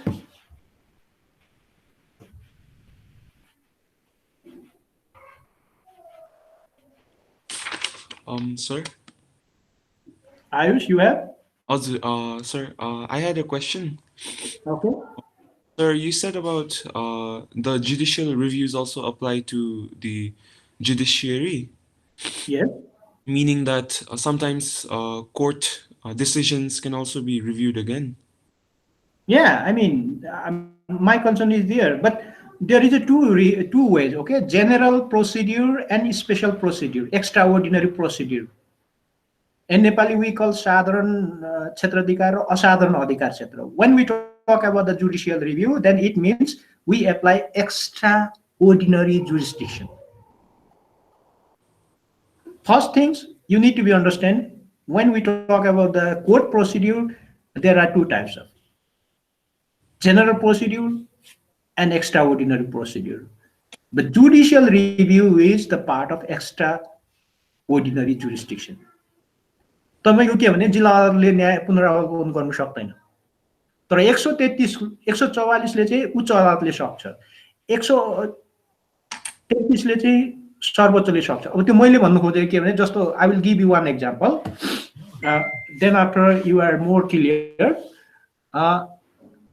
तपाईँको लोकमान कार्कीको मुद्दामा writ पहिलो रिटमा चाहिँ के भने ओम प्रकाश मिश्र श्रीमान र अर्को एकजना श्रीमानले ओम प्रकाश लोकमान कार्कीको नियुक्ति ठिक छ भन्यो. ओके, लोकमान कार्कीको नियुक्ति ठिक छ, is not inconsistent with the constitution provisions भन्यो. किनभने 30 वर्ष त्यो 20 वर्ष सेवा गरेको स्वच्छ नागरिक भए स्वच्छ गरेको, there are many reasons before they are going to appoint, they have to be prove. त्यो रिट निवेदनमा चाहिँ एक्स्ट्रा अर्डिनरी जुरिस्डिक्सनमा मात्रै जुडिसियल रिभ्यू हुन्छ है. फेरि तपाईँले याद गर्नु होला, जेनरल प्रोसिड्युरमा अब चोरी केसमा जुडिसियल रिभ्यू हुँदैन. लेनदेनको दुईजना ए र बी को बीचको लेनदेनमा जुडिसियल रिभ्यू हुँदैन. तर एक्स्ट्रा अर्डिनरी जुरिस्डिक्सन चाहिँ you need to be understand that things. Extraordinary jurisdiction भनेको चाहिँ 133 को 2 हेर्नु होला, 144 हेर्नु होला, अनि 146 हेर्नु होला. I am talking you this way. Lokman कार्कीको रिट निवेदनमा चाहिँ एक्स्ट्रा अर्डिनरी जुरिस्डिक्सनको पावर एक्सर्साइजमा चाहिँ पहिलोमा चाहिँ के भने no, government decisions was correct. There is no questions of inconsistency with the constitutional provisions. Whatever government did a decision according to constitution, the government decision is not ultra virus. This is applicable. तर writ निवेदकले के भन्यो भने I challenge your decision. I am not satisfied in this decision. अनि तपाईको judicial रिभ्यूमा गयो. Judicial रिभ्यूमा जाँदाखेरि अनि के भयो भन्दाखेरि तपाईको पछिल्लो चोटी अनि सुशीला कार्की चीफ जस्टिस हुँदाखेरि उले चाहिँ के गर्यो भने लोकमान कार्कीको लाई नियुक्ति चाहिँ सरकारले गरेको नियुक्ति चाहिँ बदर गर्यो. त्यो चाहिँ Lokman Karki is not eligible to hold that post. मैले भने नि तपाईलाई त्यो मैले एक्जाम्पल दिए. पहिला पहिला चाहिँ यो 80-70 तिर चाहिँ दिस पावर वाज साइलेन्ट. न्यायपालिकाले गरेको कुरोहरु कहाँ रिभ्यू गर्ने, दैट्स द नट वे हो त्यो. तर in the present context the door is open. न्यायपालिकाले गरेकै निर्णयहरु पनि जुडिशियल रिभ्यू हुन्छ. We have many cases. जस्तै अर्को पपुलर केस तपाईको त्यो वीरेन्द्रको सम्पत्ति राष्ट्रियकरण गर्दाखेरि छाउनीको 13 रोपनी जग्गा चाहिँ राष्ट्रियकरण गरेको थियो. पछि तपाईको रामप्रसाद शाह श्रीमान चीफ जस्टिस हुँदाखेरि चाहिँ त्यो गलत भयो. त्यो चाहिँ गलत छ. त्यो चाहिँ वीरेन्द्रको सम्पत्ति होइन. त्यो चाहिँ दानमा सरी त्यो दाइजोमा दिइसकेको गर्यो भनेर 13 रोपनी जग्गा तपाईको त्यो राष्ट्रियकरण गर्ने मन्त्री परिषदको निर्णयलाई चाहिँ न्यायालयले उल्टाइदियो. 13 रोपनी जग्गा चाहिँ उसको दाइजोमा दिएको, त्यसले गर्दाखेरि राष्ट्रियकरण हुँदैन भने त्यसमा चित्त नबुझेर तपाईको के भने गभर्नमेन्ट गयो. Government means attorney office, they went to the supreme court and challenges the decision made by the supreme court. And in the end supreme कोर्टले के गर्यो भने नो, त्यो 13 रोपनी जग्गा उसको दाइजो होइन, दाइजोमा दिएको होइन. This is the property of the late king Birendra. Then whatever the cabinet has made decision, that is the correct. Our decision, previous decision was wrong. हामीले पहिला जुन 13 रोपनी जग्गा उसलाई दाइजोमा दिएको त्यसले गर्दाखेरि राष्ट्रियकरण गर्ने गरी मन्त्री परिषदले गरेको निर्णय चाहिँ गलत भयो भन्ने हाम्रो डिसिजन चाहिँ रङ छ भनेर न्यायपालिकाले निर्णय गरेको छ in the present context whatever they made a decision they can review again. You got my point, Ayush bhai? Yes, sir. Thank you, sir. I gave you good examples in our context. Yes, sir.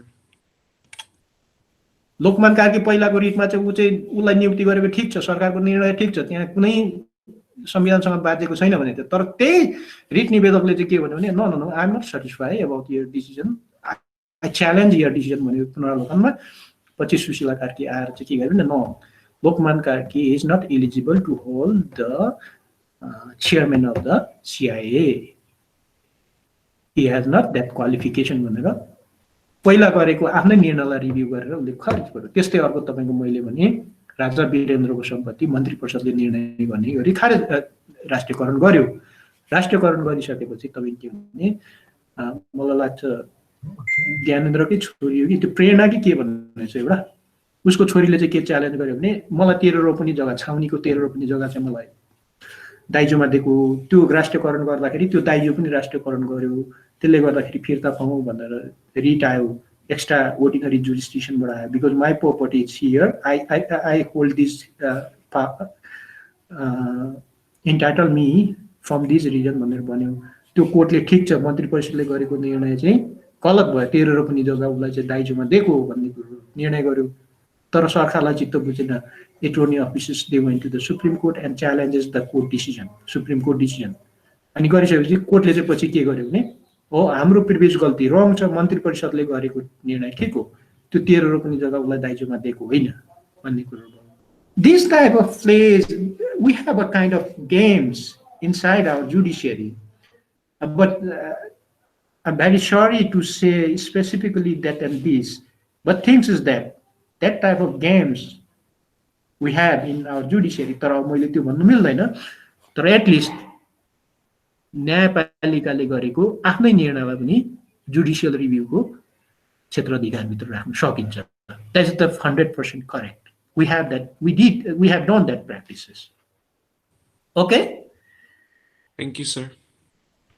Okay, from tomorrow we are going to enter into the next chapter. Probably we are going to talk about the sources of constitution, type of constitution, or let's see. I will prepare, then you will know tomorrow. But we are entering into next chapter from today, okay? Okay, sir. Okay, thank you, all students. Are you enjoying our classes? Yes, Yes, sir. Okay, so, okay, have a good day. See you tomorrow. Thank you, sir. You too, sir. Thank you, sir. Okay.